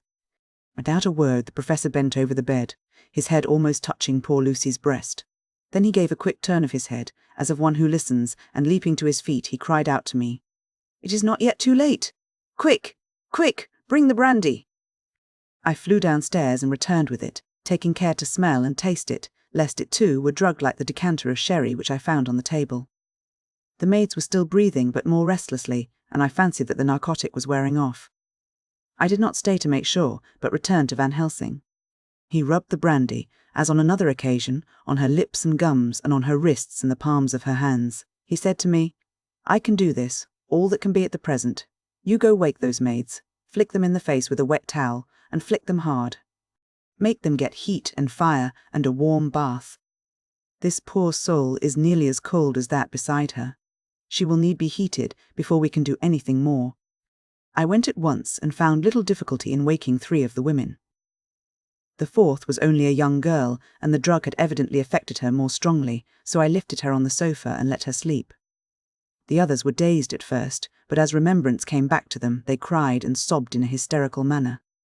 I was stern with them, however, and would not let them talk. I told them that one life was bad enough to lose, and that if they delayed they would sacrifice Miss Lucy. So, sobbing and crying, they went about their way, half-clad as they were, and prepared fire and water. Fortunately, the kitchen and boiler fires were still alive, and there was no lack of hot water. We got a bath and carried Lucy out as she was, and placed her in it. Whilst we were busy chafing her limbs, there was a knock at the hall door. One of the maids ran off, hurried on some more clothes, and opened it. Then she returned and whispered to us that there was a gentleman who had come with a message from Mr. Homewood. I bade her simply tell him that he must wait, for we could see no one now. She went away with the message, and, engrossed with our work, I clean forgot all about him. I never saw in all my experience the professor work in such deadly earnest. I knew, as he knew, that it was a stand-up fight with death, and in a pause told him so. He answered me in a way that I did not understand, but with the sternest look that his face could wear. If that were all, I would stop here where we are now, and let her fade away into peace, for I see no light in life over her horizon. He went on with his work with, if possible, renewed and more frenzied vigour. Presently, we both began to be conscious that the heat was beginning to be of some effect. Lucy's heart beat a trifle more audibly to the stethoscope, and her lungs had a perceptible movement. Van Helsing's face almost beamed, and as we lifted her from the bath and rolled her in a hot sheet to dry her, he said to me, "The first gain is ours." Check to the king! We took Lucy into another room, which had by now been prepared, and laid her in bed and forced a few drops of brandy down her throat. I noticed that Van Helsing tied a soft silk handkerchief round her throat. She was still unconscious, and was quite as bad as, if not worse than, we had ever seen her. Van Helsing called in one of the women, and told her to stay with her and not to take her eyes off her till we returned, and then beckoned me out of the room. "We must consult as to what is to be done," he said as we descended the stairs. In the hall he opened the dining-room door, and we passed in, he closing the door carefully behind him. The shutters had been opened, but the blinds were already down, with that obedience to the etiquette of death which the British woman of the lower classes always rigidly observes. The room was, therefore, dimly dark. It was, however, light enough for our purposes. Van Helsing's sternness was somewhat relieved by a look of perplexity. He was evidently torturing his mind about something, so I waited for an instant and he spoke. "What are we to do now? Where are we to turn for help?" "We must have another transfusion of blood, and that soon, or that poor girl's life won't be worth an hour's purchase. You are exhausted already. I am exhausted too. I fear to trust those women, even if they would have courage to submit. What are we to do for someone who will open his veins for her? What's the matter with me, anyhow?" The voice came from the sofa across the room, and its tones brought relief and joy to my heart, for they were those of Quincey Morris. Van Helsing started angrily at the first sound, but his face softened and a glad look came into his eyes as I cried out, "Quincey Morris," and rushed towards him with outstretched hands. "What brought you here?" I cried as our hands met. "I guess art is the cause." He handed me a telegram. "Have not heard from Seward for 3 days and am terribly anxious. Cannot leave. Father still in same condition. Send me word how Lucy is. Do not delay. Homewood." I think I came just in the nick of time. You know you have only to tell me what to do. Van Helsing strode forward and took his hand, looking him straight in the eyes as he said, "A brave man's blood is the best thing on this earth when a woman is in trouble. You're a man and no mistake. Well, the devil may work against us for all he's worth, but God sends us men when we want them." Once again we went through that ghastly operation. I have not the heart to go through with the details. Lucy had got a terrible shock, and it told on her more than before, for though plenty of blood went into her veins, her body did not respond to the treatment as well as on the other occasions. Her struggle back into life was something frightful to see and hear. However, the action of both heart and lungs improved, and Van Helsing made a subcutaneous injection of morphia, as before, and with good effect. Her faint became a profound slumber. The professor watched whilst I went downstairs with Quincy Morris and sent one of the maids to pay off one of the cabmen who were waiting. I left Quincy lying down after having a glass of wine and told the cook to get ready a good breakfast. Then a thought struck me, and I went back to the room where Lucy now was. When I came softly in, I found Van Helsing with a sheet or two of notepaper in his hand. He had evidently read it and was thinking it over as he sat with his hand to his brow. There was a look of grim satisfaction in his face, as of one who has had a doubt solved. He handed me the paper, saying only, "It dropped from Lucy's breast when we carried her to the bath." When I had read it, I stood looking at the professor, and after a pause asked him, "In God's name, what does it all mean? Was she, or is she, mad, or what sort of horrible danger is it?" I was so bewildered that I did not know what to say more. Van Helsing put out his hand and took the paper, saying, "Do not trouble about it now. Forget it for the present. You shall know and understand it all in good time, but it will be later. And now what is it that you came to me to say?" This brought me back to fact, and I was all myself again. "I came to speak about the certificate of death. If we do not act properly and wisely, there may be an inquest, and that paper would have to be produced. I am in hopes that we need have no inquest, for if we had it would surely kill poor Lucy, if nothing else did. I know, and you know, and the other doctor who attended her knows, that Mrs. Westenra had disease of the heart, and we can certify that she died of it. Let us fill up the certificate at once, and I shall take it myself to the registrar and go on to the undertaker." "Good, oh my friend John. Well thought of. Truly Miss Lucy, if she be sad in the foes that beset her, is at least happy in the friends that love her. 1, 2, 3, all open their veins for her, besides one old man. Ah yes, I know, friend John, I am not blind. I love you all the more for it. Now go." In the hall I met Quincy Morris, with a telegram for Arthur telling him that Mrs. Westenra was dead, that Lucy also had been ill, but was now going on better, and that Van Helsing and I were with her. I told him where I was going, and he hurried me out, but as I was going said, "When you come back, Jack, may I have 2 words with you all to ourselves?" I nodded in reply, and went out. I found no difficulty about the registration, and arranged with the local undertaker to come up in the evening to measure for the coffin and to make arrangements. When I got back, Quincy was waiting for me. I told him I would see him as soon as I knew about Lucy, and went up to her room. She was still sleeping, and the professor seemingly had not moved from his seat at her side.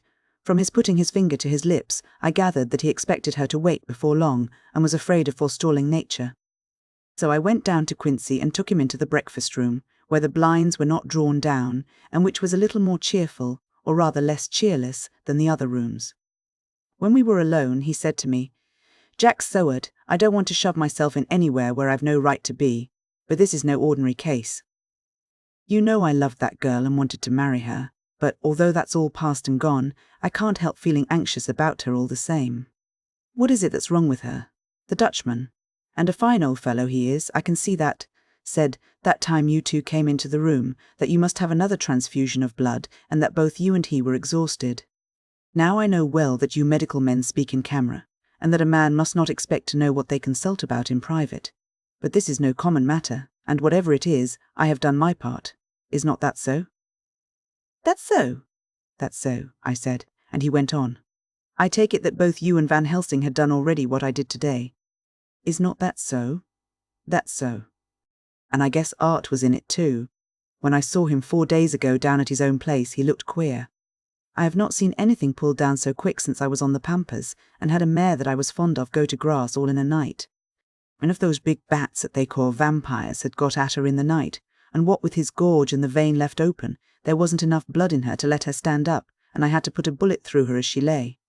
Jack, if you may tell me without betraying confidence, Arthur was the first, is not that so?"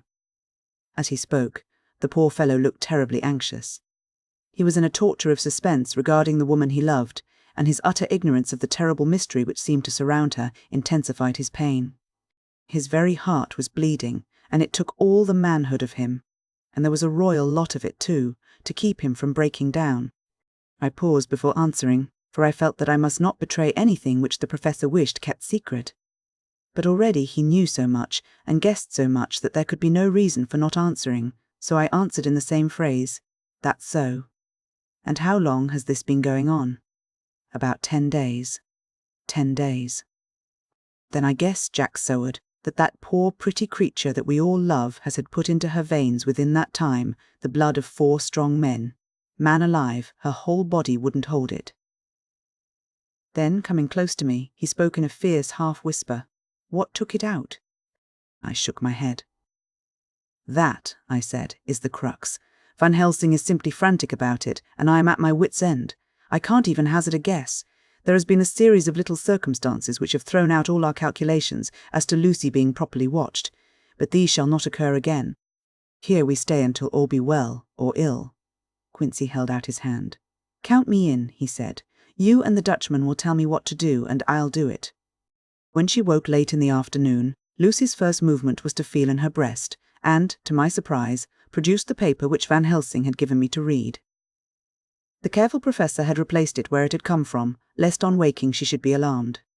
Her eye then lit on Van Helsing and on me too, and gladdened. Then she looked around the room, and seeing where she was, shuddered. She gave a loud cry, and put her poor thin hands before her pale face. We both understood what that meant, that she had realized to the full her mother's death, so we tried what we could to comfort her.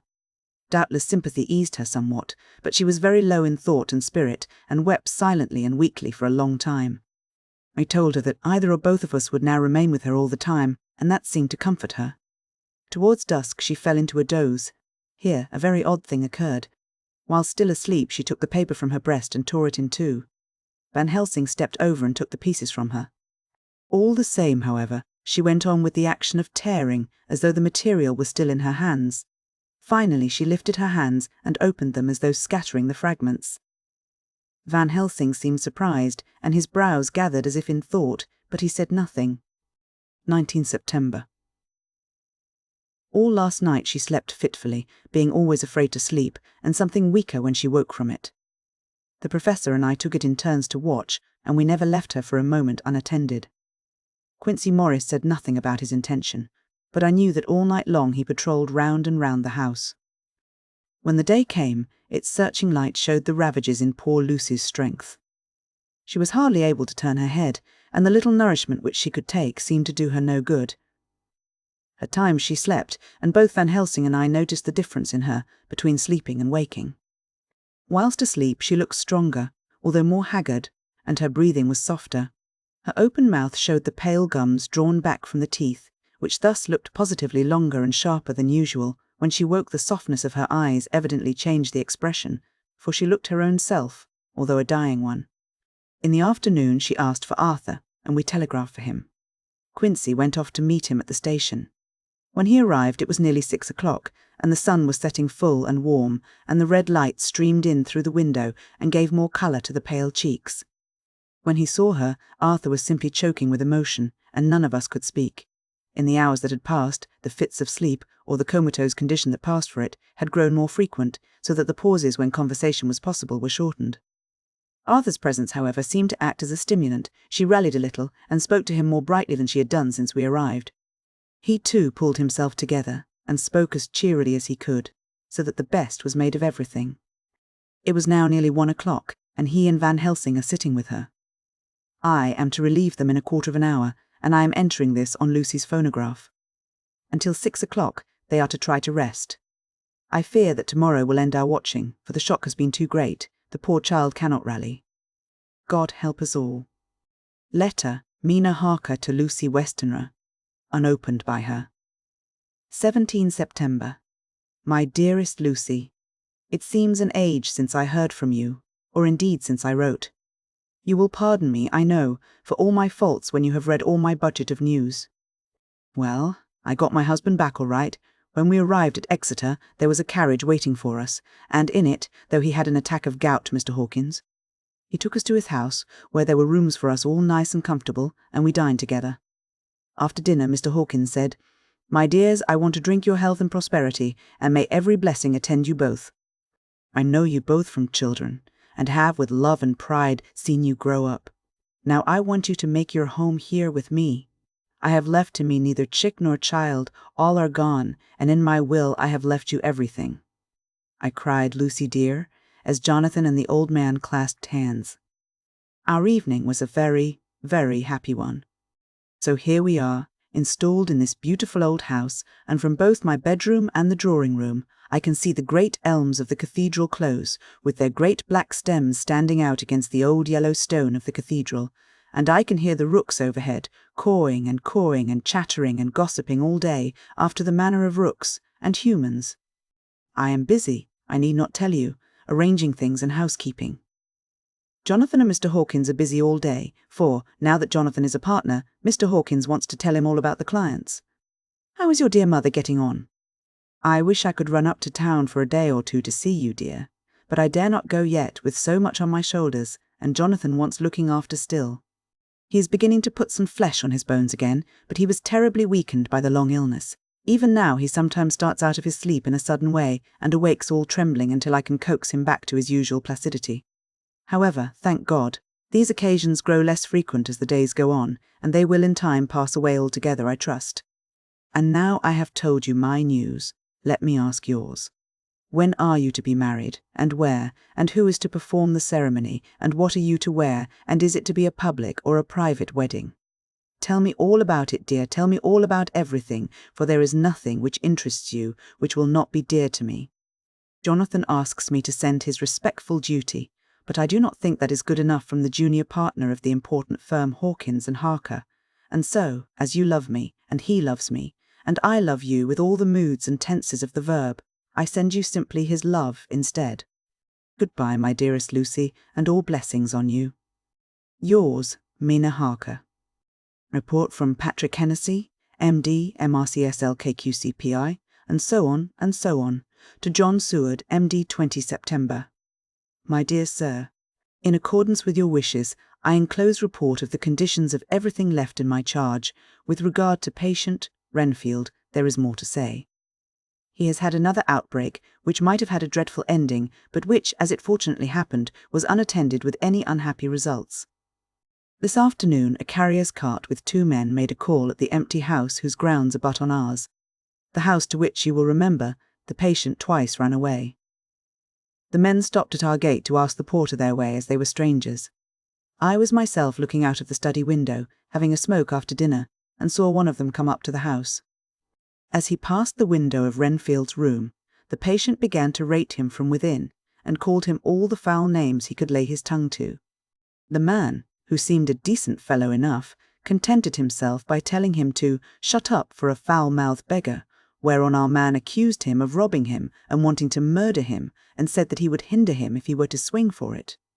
I opened the window and signed to the man not to notice, so he contented himself after looking the place over and making up his mind as to what kind of a place he had got to by saying, "Lord bless you, sir, I wouldn't mind what was said to me in a bloomin' madhouse. I pity ye and the governor for having to live in the house with a wild beast like that." Then he asked his way civilly enough, and I told him where the gate of the empty house was. He went away, followed by threats and curses and revellings from our man. I went down to see if I could make out any cause for his anger, since he is usually such a well-behaved man, and except his violent fits nothing of the kind had ever occurred. I found him, to my astonishment, quite composed and most genial in his manner. I tried to get him to talk of the incident, but he blandly asked me questions as to what I meant, and led me to believe that he was completely oblivious of the affair. It was, I am sorry to say, however, only another instance of his cunning, for within half an hour I heard of him again. This time he had broken out through the window of his room and was running down the avenue. I called to the attendants to follow me and ran after him, for I feared he was intent on some mischief. My fear was justified when I saw the same cart which had passed before coming down the road, having on it some great wooden boxes. The men were wiping their foreheads and were flushed in the face, as if with violent exercise. Before I could get up to him, the patient rushed at them, and pulling one of them off the cart, began to knock his head against the ground. If I had not seized him just at the moment, I believe he would have killed the man there and then. The other fellow jumped down and struck him over the head with the butt end of his heavy whip. It was a terrible blow, but he did not seem to mind it, but seized him also, and struggled with the 3 of us, pulling us to and fro as if we were kittens. You know I am no light weight, and the others were both burly men." At first he was silent in his fighting, but as we began to master him, and the attendants were putting a straight waistcoat on him, he began to shout, "I'll frustrate them! They shan't rob me! They shan't murder me by inches! I'll fight for my lord and master!" and all sorts of similar incoherent ravings. It was with very considerable difficulty that they got him back to the house and put him in the padded room. One of the attendants, Hardy, had a finger broken. However, I set it all right, and he's going on well. The two carriers were at first loud in their threats of actions for damages, and promised to rain all the penalties of the law on us. Their threats were, however, mingled with some sort of indirect apology for the defeat of the two of them by a feeble madman. They said that if it had not been for the way their strength had been spent in carrying and raising the heavy boxes to the cart, they would have made short work of him. They gave as another reason for their defeat the extraordinary state of drought to which they had been reduced by the dusty nature of their occupation, and the reprehensible distance from the scene of their labours of any place of public entertainment. I quite understood their drift, and after a stiff glass of grog, or rather more of the same, and with each a sovereign in hand, they made light of the attack, and swore that they would encounter a worse madman any day for the pleasure of meeting so bloomin' good a bloke as your correspondent. I took their names and addresses, in case they might be needed. They are as follows: Jack Smollett, of Dudding's Rents, King George's Road, Great Woolworth, and Thomas Snelling, Peter Farley's Row, Guide Court, Bethnal Green. They are both in the employment of Harris and Sons, Moving and Shipment Company, Orange Masters Yard, Soho. I shall report to you any matter of interest occurring here, and shall wire you at once if there is anything of importance. Believe me, dear sir, yours faithfully, Patrick Hennessy. Letter, Mina Harker to Lucy Westenra, unopened by her. 18 September. My dearest Lucy, such a sad blow has befallen us. Mr. Hawkins has died very suddenly. Some may not think it so sad for us, but we had both come to so love him that it really seems as though we had lost a father. I never knew either father or mother, so that the dear old man's death is a real blow to me. Jonathan is greatly distressed. It is not only that he feels sorrow, deep sorrow, for the dear good man who has befriended him all his life, and now at the end has treated him like his own son, and left him a fortune which to people of our modest bringing up is wealth beyond the dream of avarice. But Jonathan feels it on another account.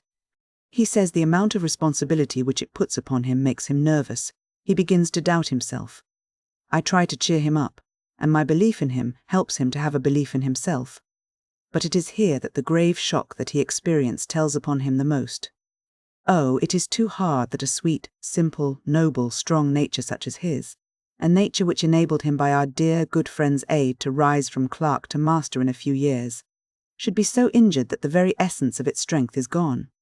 Forgive me, dear, if I worry you with my troubles in the midst of your own happiness, but, Lucy dear, I must tell someone, for the strain of keeping up a brave and cheerful appearance to Jonathan tries me, and I have no one here that I can confide in. I dread coming up to London, as we must do the day after tomorrow, for poor Mr. Hawkins left in his will that he was to be buried in the grave with his father. As there are no relations at all, Jonathan will have to be chief mourner. I shall try to run over to see you, dearest, if only for a few minutes. Forgive me for troubling you. With all blessings, your loving Mina Harker. Dr. Seward's Diary. 20 September. Only resolution and habit can let me make an entry tonight. I am too miserable, too low-spirited, too sick of the world and all in it, including life itself, that I would not care if I heard this moment the flapping of the wings of the angel of death. And he has been flapping those grim wings to some purpose of late. Lucy's mother and Arthur's father. And now, let me get on with my work. I duly relieved Van Helsing in his watch over Lucy. We wanted Arthur to go to rest also, but he refused at first. It was only when I told him that we should want him to help us during the day, and that we must not all break down for want of rest, lest Lucy should suffer, that he agreed to go.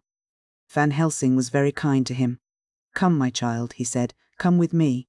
You are sick and weak, and have had much sorrow and much mental pain, as well as that tax on your strength that we know of. You must not be alone, for to be alone is to be full of fears and alarms. Come to the drawing-room, where there is a big fire, and there are 2 sofas. You shall lie on one, and I on the other, and our sympathy will be comfort to each other, even though we do not speak, and even if we sleep." Arthur went off with him, casting back a longing look on Lucy's face, which lay in her pillow, almost whiter than the lawn. She lay quite still, and I looked round the room to see that all was as it should be. I could see that the professor had carried out in this room, as in the other, his purpose of using the garlic. The whole of the window sashes reeked with it, and round Lucy's neck, over the silk handkerchief which Van Helsing made her keep on, was a rough chaplet of the same odorous flowers. Lucy was breathing somewhat stertorously, and her face was at its worst, for the open mouth showed the pale gums. Her teeth, in the dim, uncertain light, seemed longer and sharper than they had been in the morning. In particular, by some trick of the light, the canine teeth looked longer and sharper than the rest. I sat down by her, and presently she moved uneasily. At the same moment there came a sort of dull flapping or buffeting at the window. I went over to it softly and peeped out by the corner of the blind. There was a full moonlight, and I could see that the noise was made by a great bat, which wheeled round, doubtless attracted by the light, although so dim, and every now and again struck the window with its wings. When I came back to my seat, I found that Lucy had moved slightly, and had torn away the garlic flowers from her throat. I replaced them as well as I could, and sat watching her. Presently she woke, and I gave her food, as Van Helsing had prescribed. She took but a little, and that languidly. There did not seem to be with her now the unconscious struggle for life and strength that had hitherto so marked her illness. It struck me as curious that the moment she became conscious, she pressed the garlic flowers close to her. It was certainly odd that whenever she got into that lethargic state, with the stertorous breathing, she put the flowers from her, but that when she waked she clutched them close. There was no possibility of making any mistake about this, for in the long hours that followed, she had many spells of sleeping and waking, and repeated both actions many times. At 6 o'clock, Van Helsing came to relieve me. Arthur had then fallen into a doze, and he mercifully let him sleep on. When he saw Lucy's face, I could hear the hissing indraw of his breath, and he said to me in a sharp whisper, "Draw up the blind. I want light." Then he bent down, and with his face almost touching Lucy's, examined her carefully. He removed the flowers, and lifted the silk handkerchief from her throat. As he did so, he started back, and I could hear his ejaculation, "Mein Gott," as it was smothered in his throat. I bent over and looked too, and as I noticed, some queer chill came over me. The wounds on the throat had absolutely disappeared. For fully 5 minutes Van Helsing stood looking at her, with his face at its sternest. Then he turned to me and said calmly, "She is dying. It will not be long now. It will be much difference, mark me, whether she dies conscious or in her sleep. Wake that poor boy, and let him come and see the last. He trusts us, and we have promised him." I went to the dining room and waked him. He was dazed for a moment, but when he saw the sunlight streaming in through the edges of the shutters, he thought he was late and expressed his fear. I assured him that Lucy was still asleep, but told him as gently as I could that both Van Helsing and I feared that the end was near. He covered his face with his hands and slid down on his knees by the sofa, where he remained, perhaps a minute, with his head buried, praying, whilst his shoulders shook with grief. I took him by the hand and raised him up. "Come," I said, "my dear old fellow, summon all your fortitude. It will be best and easiest for her." When we came into Lucy's room, I could see that Van Helsing had, with his usual forethought, been putting matters straight and making everything look as pleasing as possible. He had even brushed Lucy's hair so that it lay on the pillow in its usual sunny ripples. When we came into the room she opened her eyes, and seeing him, whispered softly, "Arthur, oh my love, I am so glad you have come." He was stooping to kiss her, when Van Helsing motioned him back. "No," he whispered, "not yet. Hold her hand, it will comfort her more." So Arthur took her hand and knelt beside her, and she looked her best, with all the soft lines matching the angelic beauty of her eyes. Then gradually her eyes closed, and she sank to sleep. For a little bit her breast heaved softly, and her breath came and went like a tired child's. And then, insensibly, there came the strange change which I had noticed in the night. Her breathing grew stertorous, the mouth opened, and the pale gums, drawn back, made the teeth look longer and sharper than ever. In a sort of sleep-waking, vague, unconscious way, she opened her eyes, which were now dull and hard at once, and said in a soft, voluptuous voice, such as I had never heard from her lips, "Arthur! Oh, my love, I am so glad you have come. Kiss me." Arthur bent eagerly over to kiss her, but at that instant Van Helsing, who, like me, had been startled by her voice, swooped upon him, and catching him by the neck with both hands, dragged him back with a fury of strength which I never thought he could have possessed, and actually hurled him almost across the room.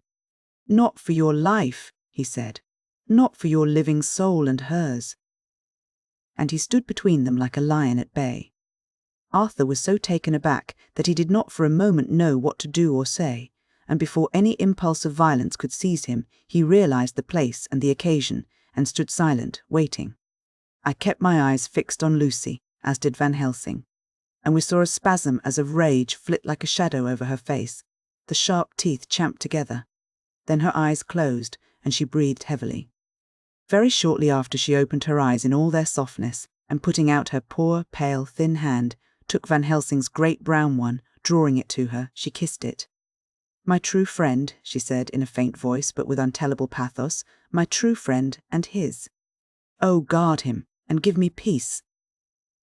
"I swear it," he said solemnly, kneeling beside her and holding up his hand as one who registers an oath. Then he turned to Arthur and said to him, "Come, my child, take her hand in yours and kiss her on the forehead, and only once." Their eyes met instead of their lips, and so they parted. Lucy's eyes closed, and Van Helsing, who had been watching closely, took Arthur's arm and drew him away. And then Lucy's breathing became stertorous again, and all at once it ceased. "It is all over," said Van Helsing. "She is dead." I took Arthur by the arm and led him away to the drawing-room, where he sat down and covered his face with his hands, sobbing in a way that nearly broke me down to see. I went back to the room and found Van Helsing looking at poor Lucy, and his face was sterner than ever. Some change had come over her body. Death had given back part of her beauty, for her brow and cheeks had recovered some of their flowing lines. Even the lips had lost their deadly pallor. It was as if the blood, no longer needed for the working of the heart, had gone to make the harshness of death as little rude as might be. We thought her dying whilst she slept, and sleeping when she died. I stood beside Van Helsing and said, "Ah, well, poor girl, there is peace for her at last. It is the end."